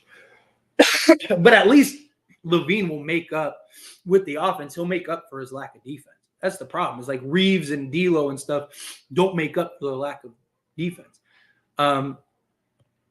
Murray will be on his third team in 3 years or more. Also, Murray can make the right plays when needed. Yeah, I mean, I like Murray. Again, if he was allowed to just play point, like if we didn't have LeBron on this team and we had somebody else, right, like somebody that could play off the ball, right, I wouldn't hate it, right? Like if you had Zach Lavine, right, and you had, like if you already, like instead of, like if you post LeBron, if you had Lavine, AD, and Murray, I'd be like, okay, that probably work. right? Because you can let Murray play the point guard. Lavine, he can have his moments where he gets to be on the ball, but for the most part, you let guys play point guard. Problem is we just don't.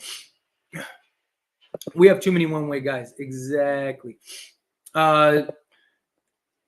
Dejounte is a better option because he plays both sides of the ball. Zach plays one and makes no one else better while doing so. Yes, but you have to keep in mind, yes, you are right. We do have way too many one-way guys, but most of them are all one-way defensively.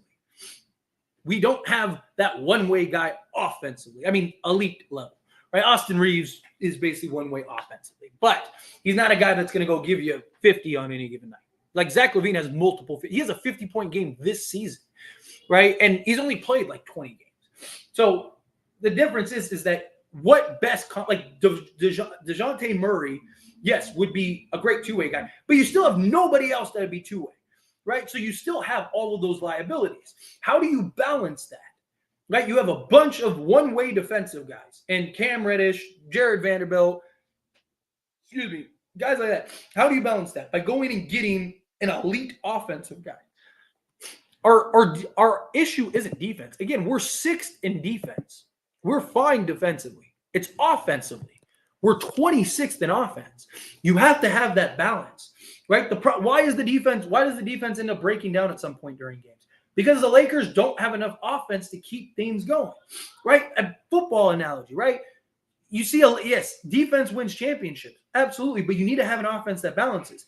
You look at, like in football, right? You have some of these elite defensive teams. They're number 1 defensive team in the league, and they have a losing record. It's like, how? Because the offense can't offset and help the maintaining of the defense. Same thing. The Lakers have the defense. They just don't have the offense to help bail out and maintain the defense. You have to find that proper balance. We need offensive interjection, and not just like okay offensive interjection. We need elite offensive interjection, which is what Zach Lavine would provide. That's the one thing he's good at. It's what he's built his career on, just being a bucket. A guy that could just consistently game in and game out go get a bucket. And his off nights are better than Reeves and D'Lo's okay nights. So that's the difference. Let's see. Lavine and Drummond solves a lot of our issues. Not all, but a lot. Yeah, I've said he solves about 70%. 70% of the Lakers' issues are solved if you go get a guy like Zach Lavine and Andre Drummond. Basically gives you your center. It gives you your elite scorer. Tyler is definitely a fortune teller. I wish, believe me, I wish. Believe me, I'd be loaded. I'd be loaded as hell. No, again, it's just about like surveying like and understanding the way that trades work, what guys make sense, what guys would be available, and what guys are realistic. You know, it's not that I'm like, oh, I don't have any insight. Again, I say it all the time. I'm just a fan. I'm just a guy. But I have an understanding of like, okay, these guys make sense to fit the Lakers. They're available or they may be available, right? And some of it was just lucky guess, right? But a lot of it was just the understanding of like, okay, these guys make sense for the Lakers this year. They're not going to cost a fortune. You're not going to have to sell the farm to go get these guys. Things like that. Zach is a dunk champion, yes.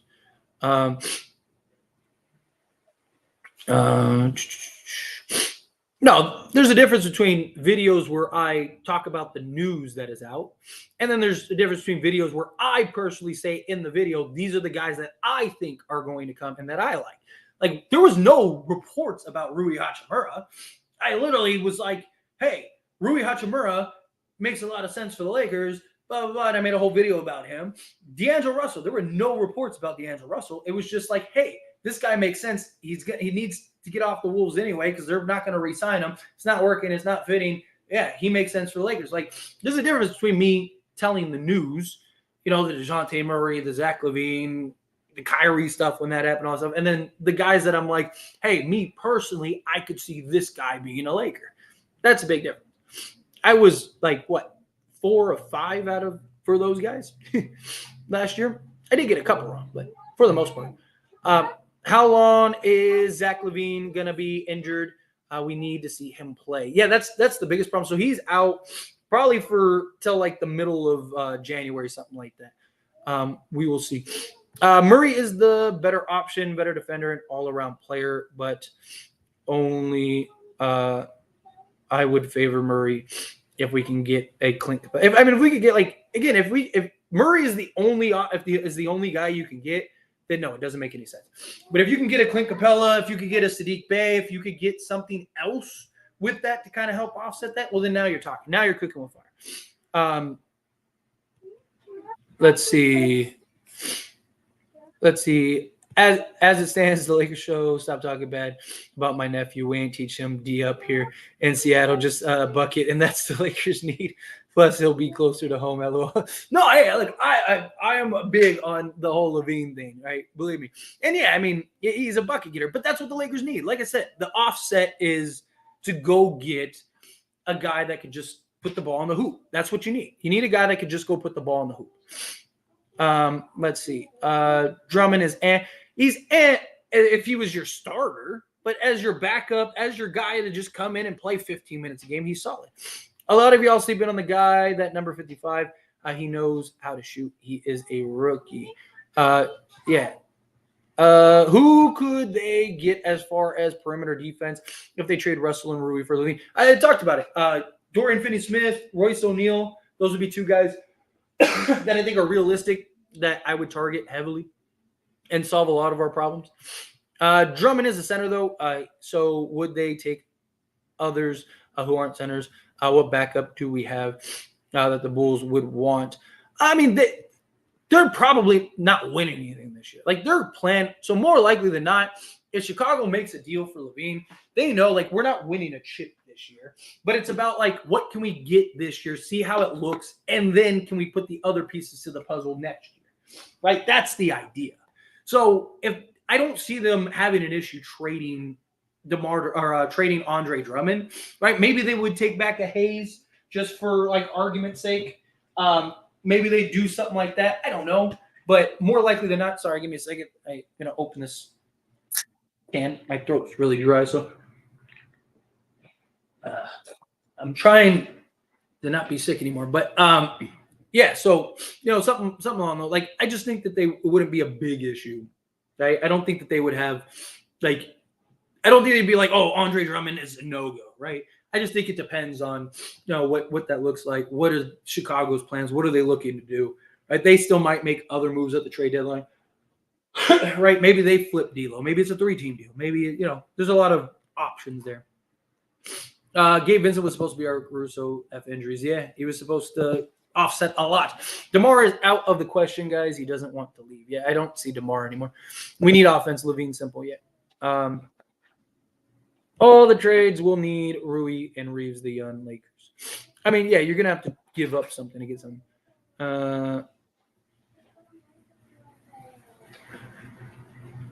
Let's see.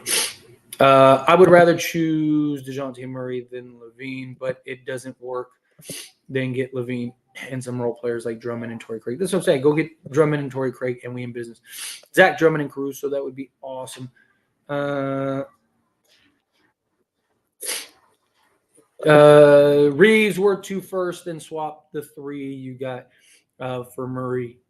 Keep D'Lo as a 6th man and get Chip. I mean, I just don't see the Lakers trading Reeves. So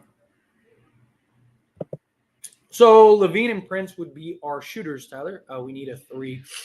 We got one of them. Serious question. Are we going to get one of them? So I mean, Prince. As I said, Prince and Lavine would basically be your off-ball shooters, but also Lavine and his ability to just score the basketball, period. The other thing would be, as far as, like, fixing your, like, upgrading the 3, that's why I mentioned, like, a Royce O'Neal, Dorian Finney-Smith. Like, Royce O'Neal, you could get for, I mean, he's only making like $10 million. So you could get there easily. I mean, you could even do like a Gabe Vincent trade if you needed to with some picks. So something like that.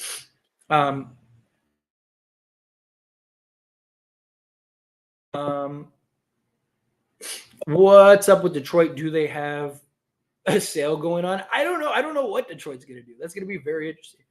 It'll be very interesting. But I don't like, again, if they're going to sell anybody, like they're going to want to sell like the guys that we just don't need, right? Or they're going to sell like Boyan, but they're going to overprice him and all that stuff.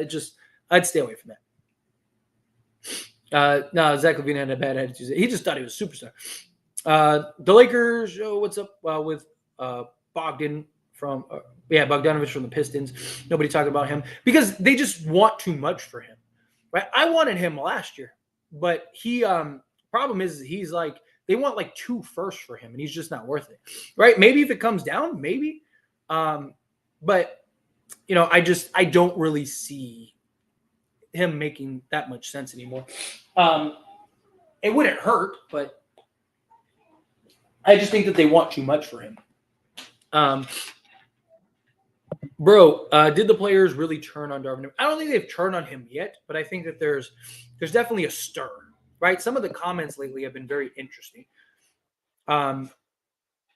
Would Lavine trade straight up, or is it guaranteed that we'd get somebody else in addition to him, like a Drummond? A definitely, if not, another center would we get?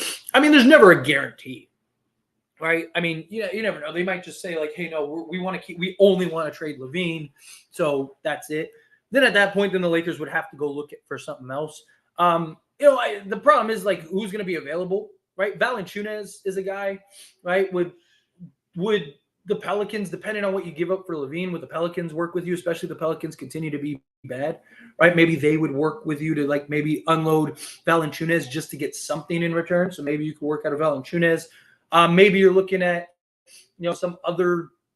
So maybe you're contacting Detroit and trying to get somebody. They have like 1 million centers, young centers, stuff like that. Maybe you're going and getting like a Kelly Olynyk, right, from Utah. Maybe you're just trading for him straight up. So I think it just depends. I mean, there's options, and that's not even counting like who's going to become available, who ends up getting bought out. Does somebody end up getting bought out at some point, right? So there's definitely options there. But I think you could convince them to trade Drummond. Like, I don't think Drummond is that much of a huge asset for them, right? His salary, they're not going to be able to trade him. Like, nobody's going to give him. Maybe you throw in a second, right? You go, here's a 2nd round pick if you throw Drummond in the deal, right? You do something like that, sure.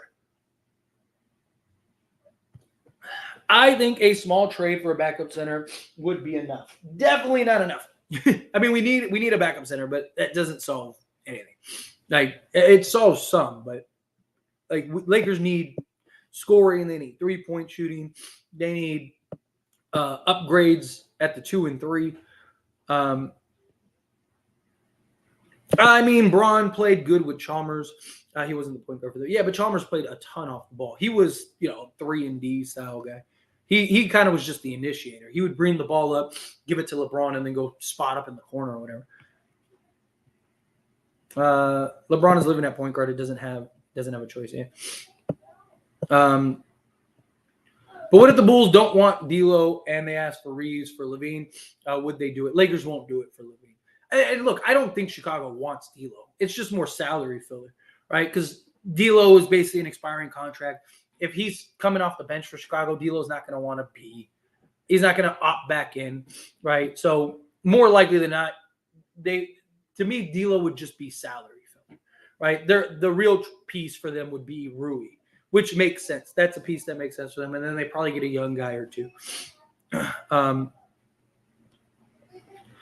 Let's see. Neither.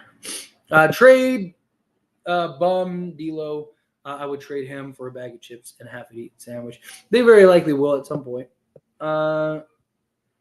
Did the team turn on Darvin Ham? I don't think so yet, but I definitely think that there's a stir. I'm still picking Lavine, bro. Likewise. Bless you, Tyler. Thank you. Appreciate you. Lavine costs too much. So does Murray. He costs more assets. Lavine would just cost players.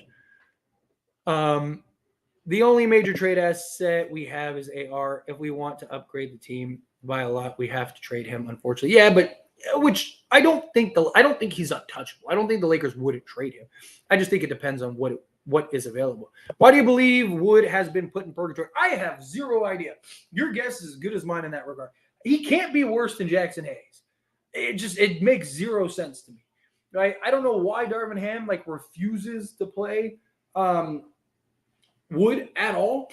My guess is I don't know. Maybe he said something or he did something.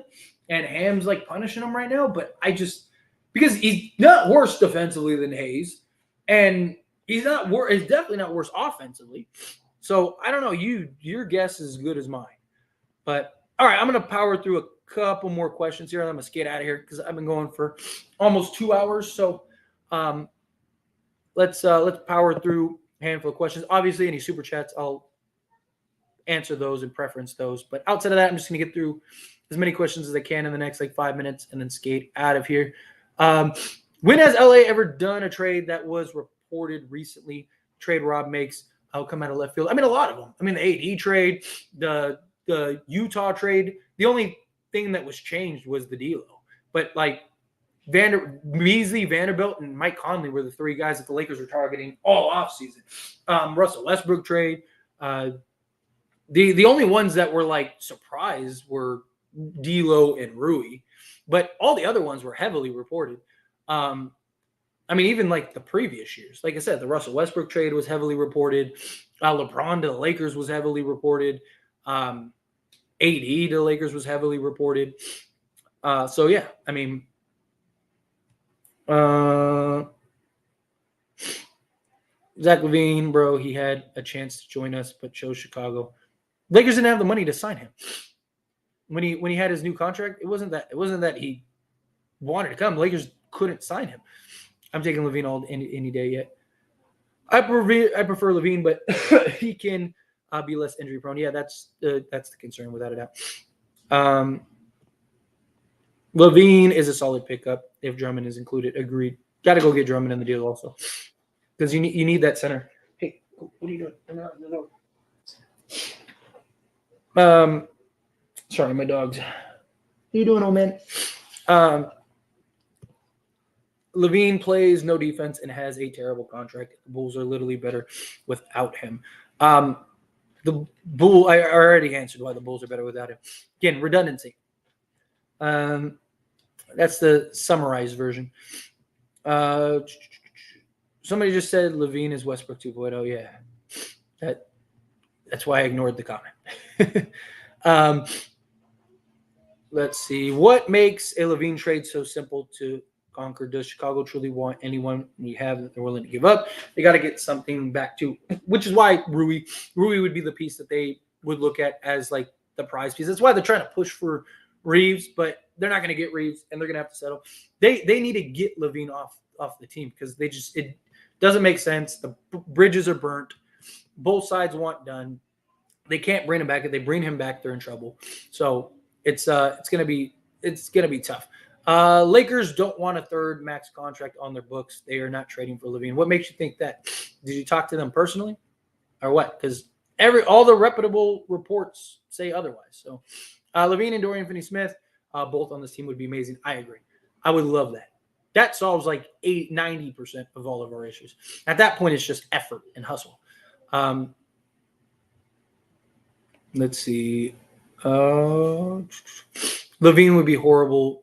Lavine would be horrible for us. What makes you think that? I'd give up a couple players that DNPs and grab a couple mediocre players. Yeah, but like who? That's the problem.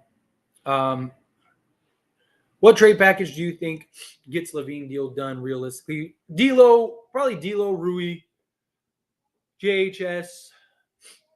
Probably throw in like a Maxwell Lewis or a Max Christie. So you kind of supplement the young guys, and then maybe like a second or two. You're like, hey, I'm not giving a first. We're not giving up Reeves. Give up a couple seconds.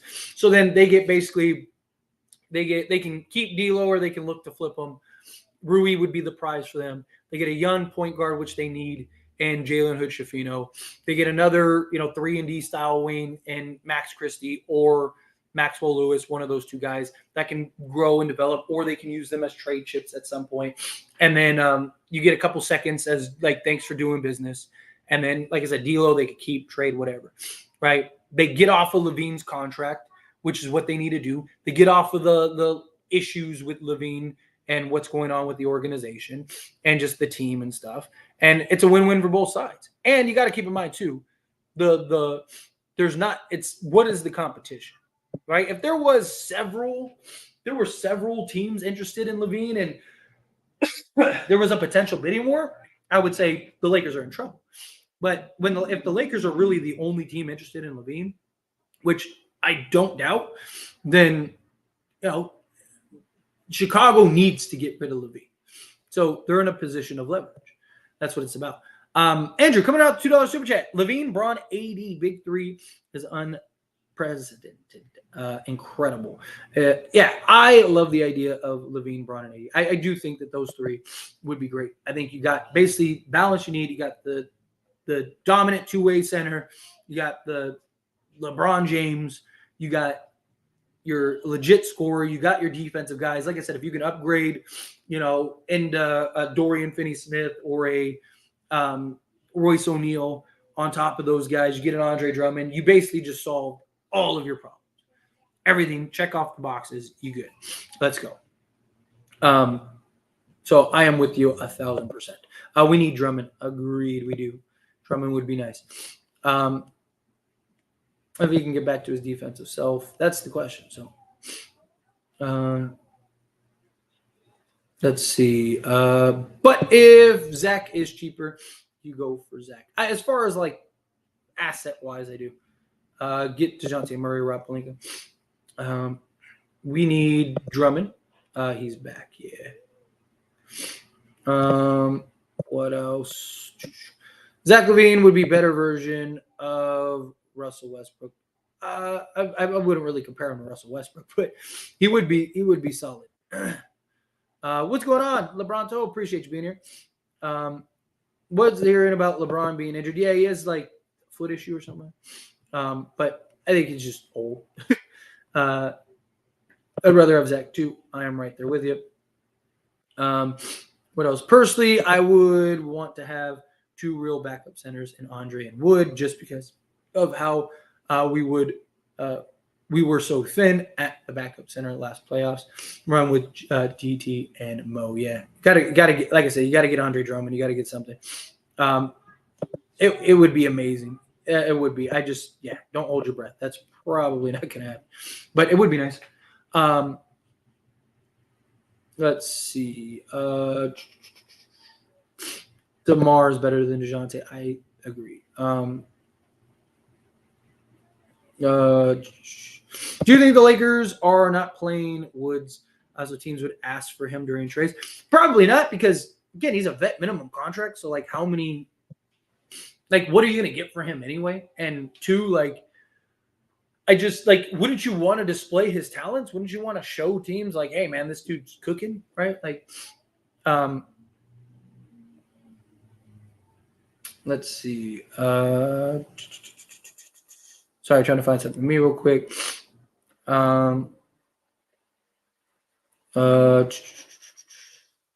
He would fit very well with him.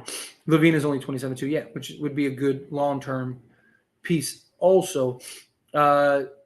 No way they do it again. I mean, if we had the proper assets, but not for Lavine, or not for Markkanen. Like, I could see them trading us like Olynyk and stuff like that, but not Markkanen. Yeah, Lavine can score the ball. He is a bucket. That is for sure. But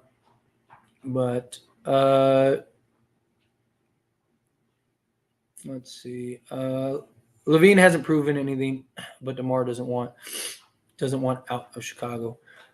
Yeah, but a lot of players haven't. I mean, AD hadn't proved anything until he got to the Lakers either.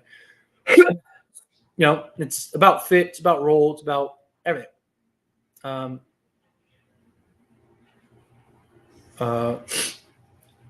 People asking for us. Yeah, like Zach Lavine DeMar DeRozan himself. He said it twice.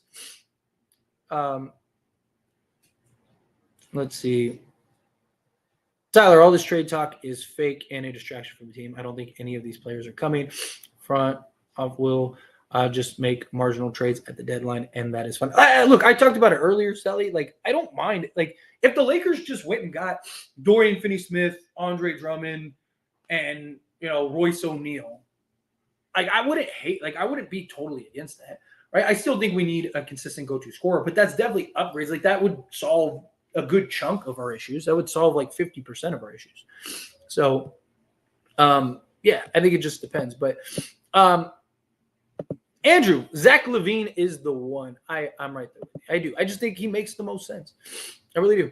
I just, if you can get Zach Lavine, get Zach Lavine. Like, right? If he's available, you don't have to make it too complicated. Just go get it. I don't think you're gonna have to sell the farm to go get him. I think you'll be all right. Forget Zach Lavine and Murray. Let's try for OG or Donovan Mitchell. Lakers don't have enough assets to do it. They don't. If you're a Hawks fan, why are you here? Mazza, you scared we're gonna take Murray? Yeah, just people trolling. People trolling. Nothing better to do. Every year we hear Lakers don't have assets, Lakers don't have this, Lakers don't have that, and every year the Lakers seem to figure something out. So every year those people look silly. So let them continue to look stupid.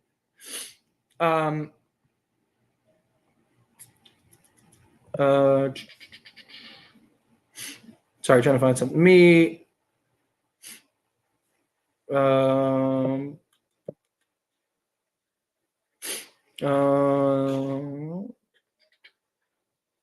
I'm not sold on either, but Lavine over Murray for me. Likewise.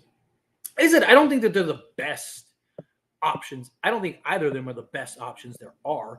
But I just think if you had to choose between the two, I just think you take, with this current roster, you take Zach Lavine. Zach and his huge contract makes him realistic. Exactly. Which is why there's not going to be many teams that are going to trade for him. Lavine is definitely better. It's going to be like the Andrew Wiggins situation before he started sucking, where as a third option he'll thrive. I think so too. I think he'll because he'll get to just do what he's best at. He doesn't have to worry. You don't have to worry about anything else, right? You get Zach Lavine. Literally, what I tell him: don't worry about nothing else. You play your game. Go get me buckets. You get the ball. You have the green light. Shoot the ball. Go if you need it. If you want to take 20 shots, go take 20 shots. Shoot the basketball. Go score. Murray is not going to happen. Knock straight 4 picks from him. Yeah, exactly. I agree. 100%. Let's see what we got here.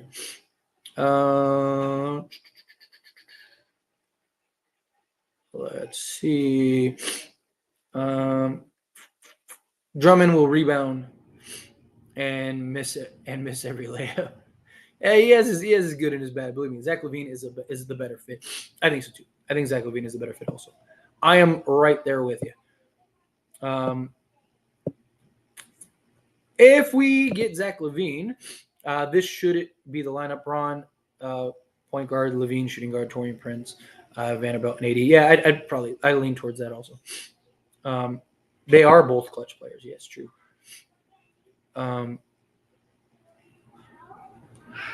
He needs some milk. We got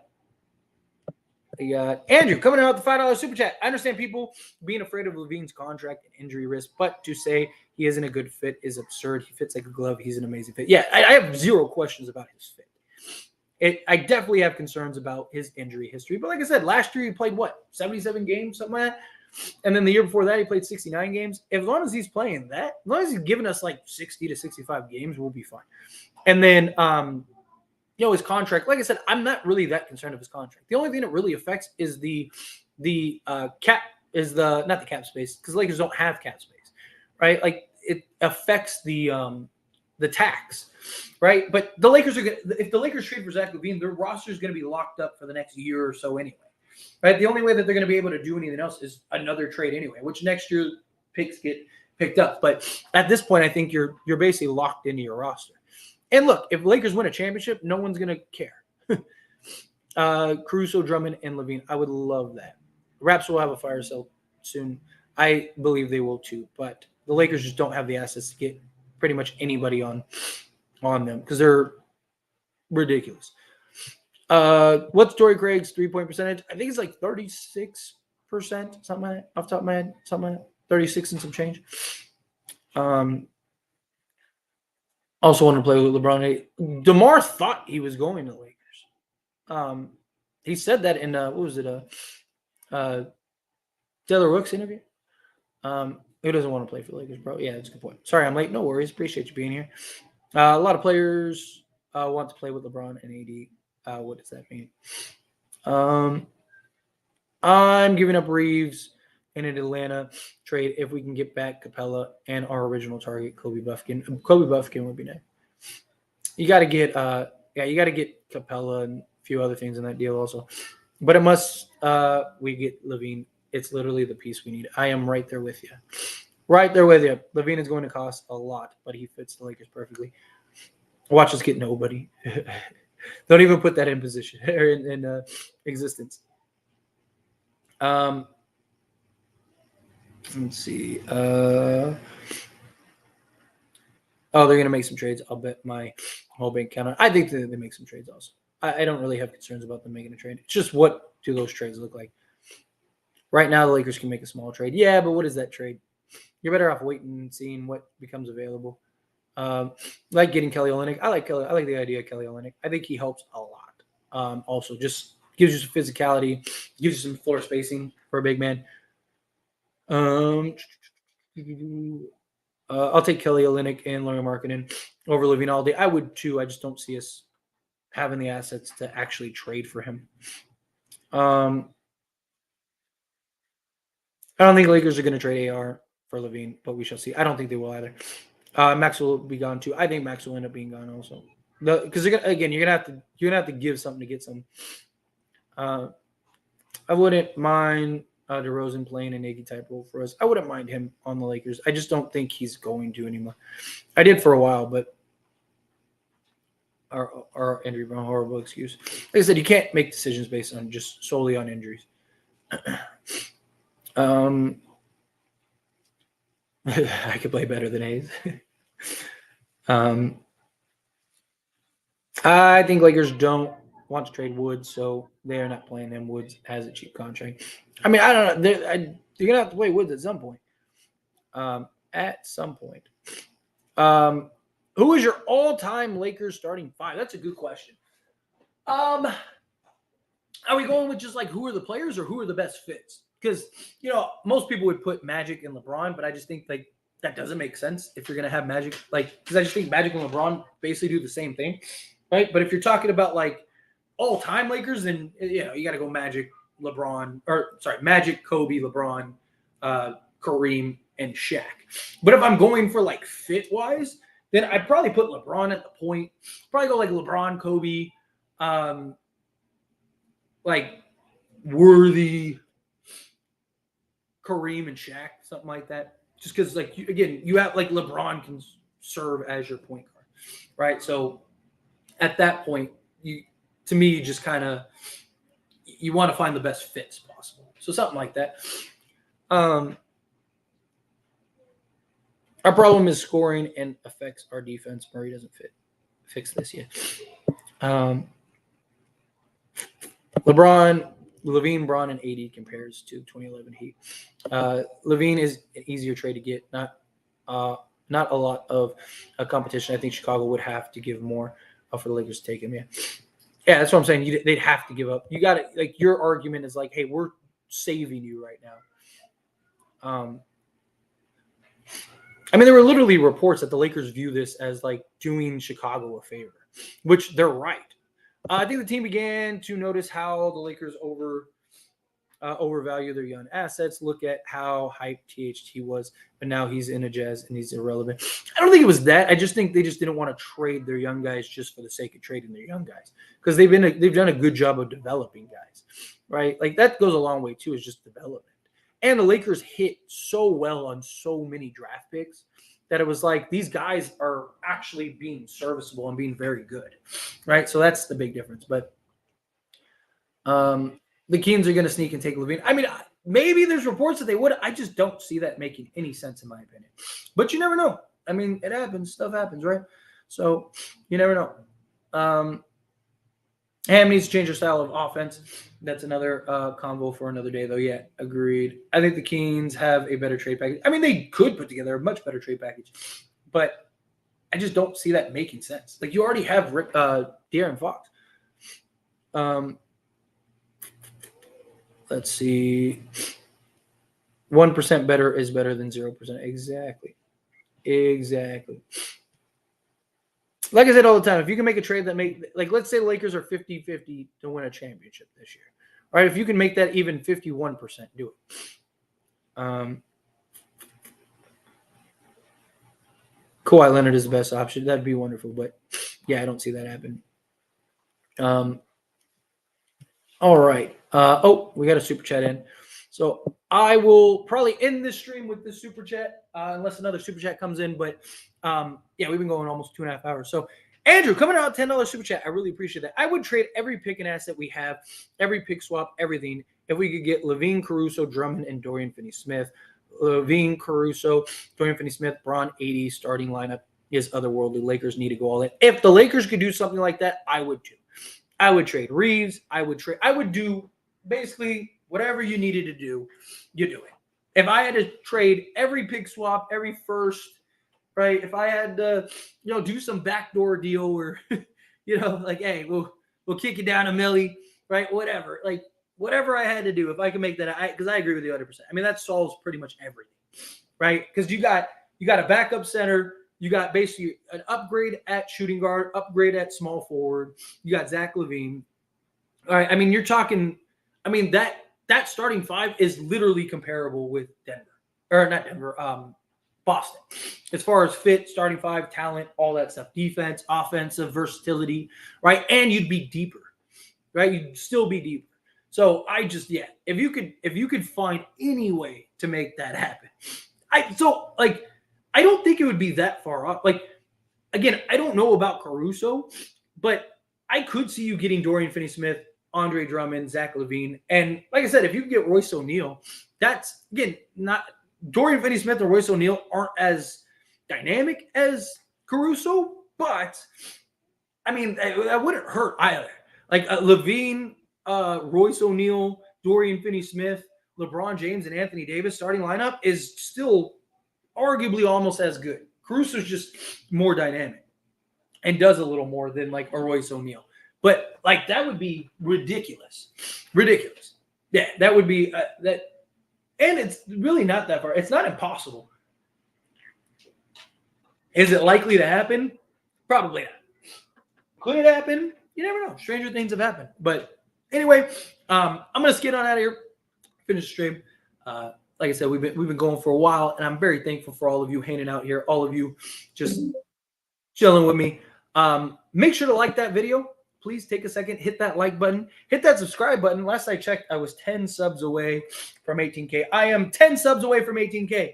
Hit that subscribe button. If you're not subscribed, take a second, hit that subscribe button. Help me out. Let me get to 18K. That would be beautiful. Chef kiss. But you guys are awesome. Thank you all so very much for hanging out with me. Thank you for just having this conversation. Definitely got to do this again soon. Don't miss the post-game stream and all that stuff after the game. What is it, tomorrow? Play tomorrow, right? Yeah, so check out the post-game stream. I'll see you guys all tomorrow. You guys are awesome. Again, appreciate you. See you in the next one.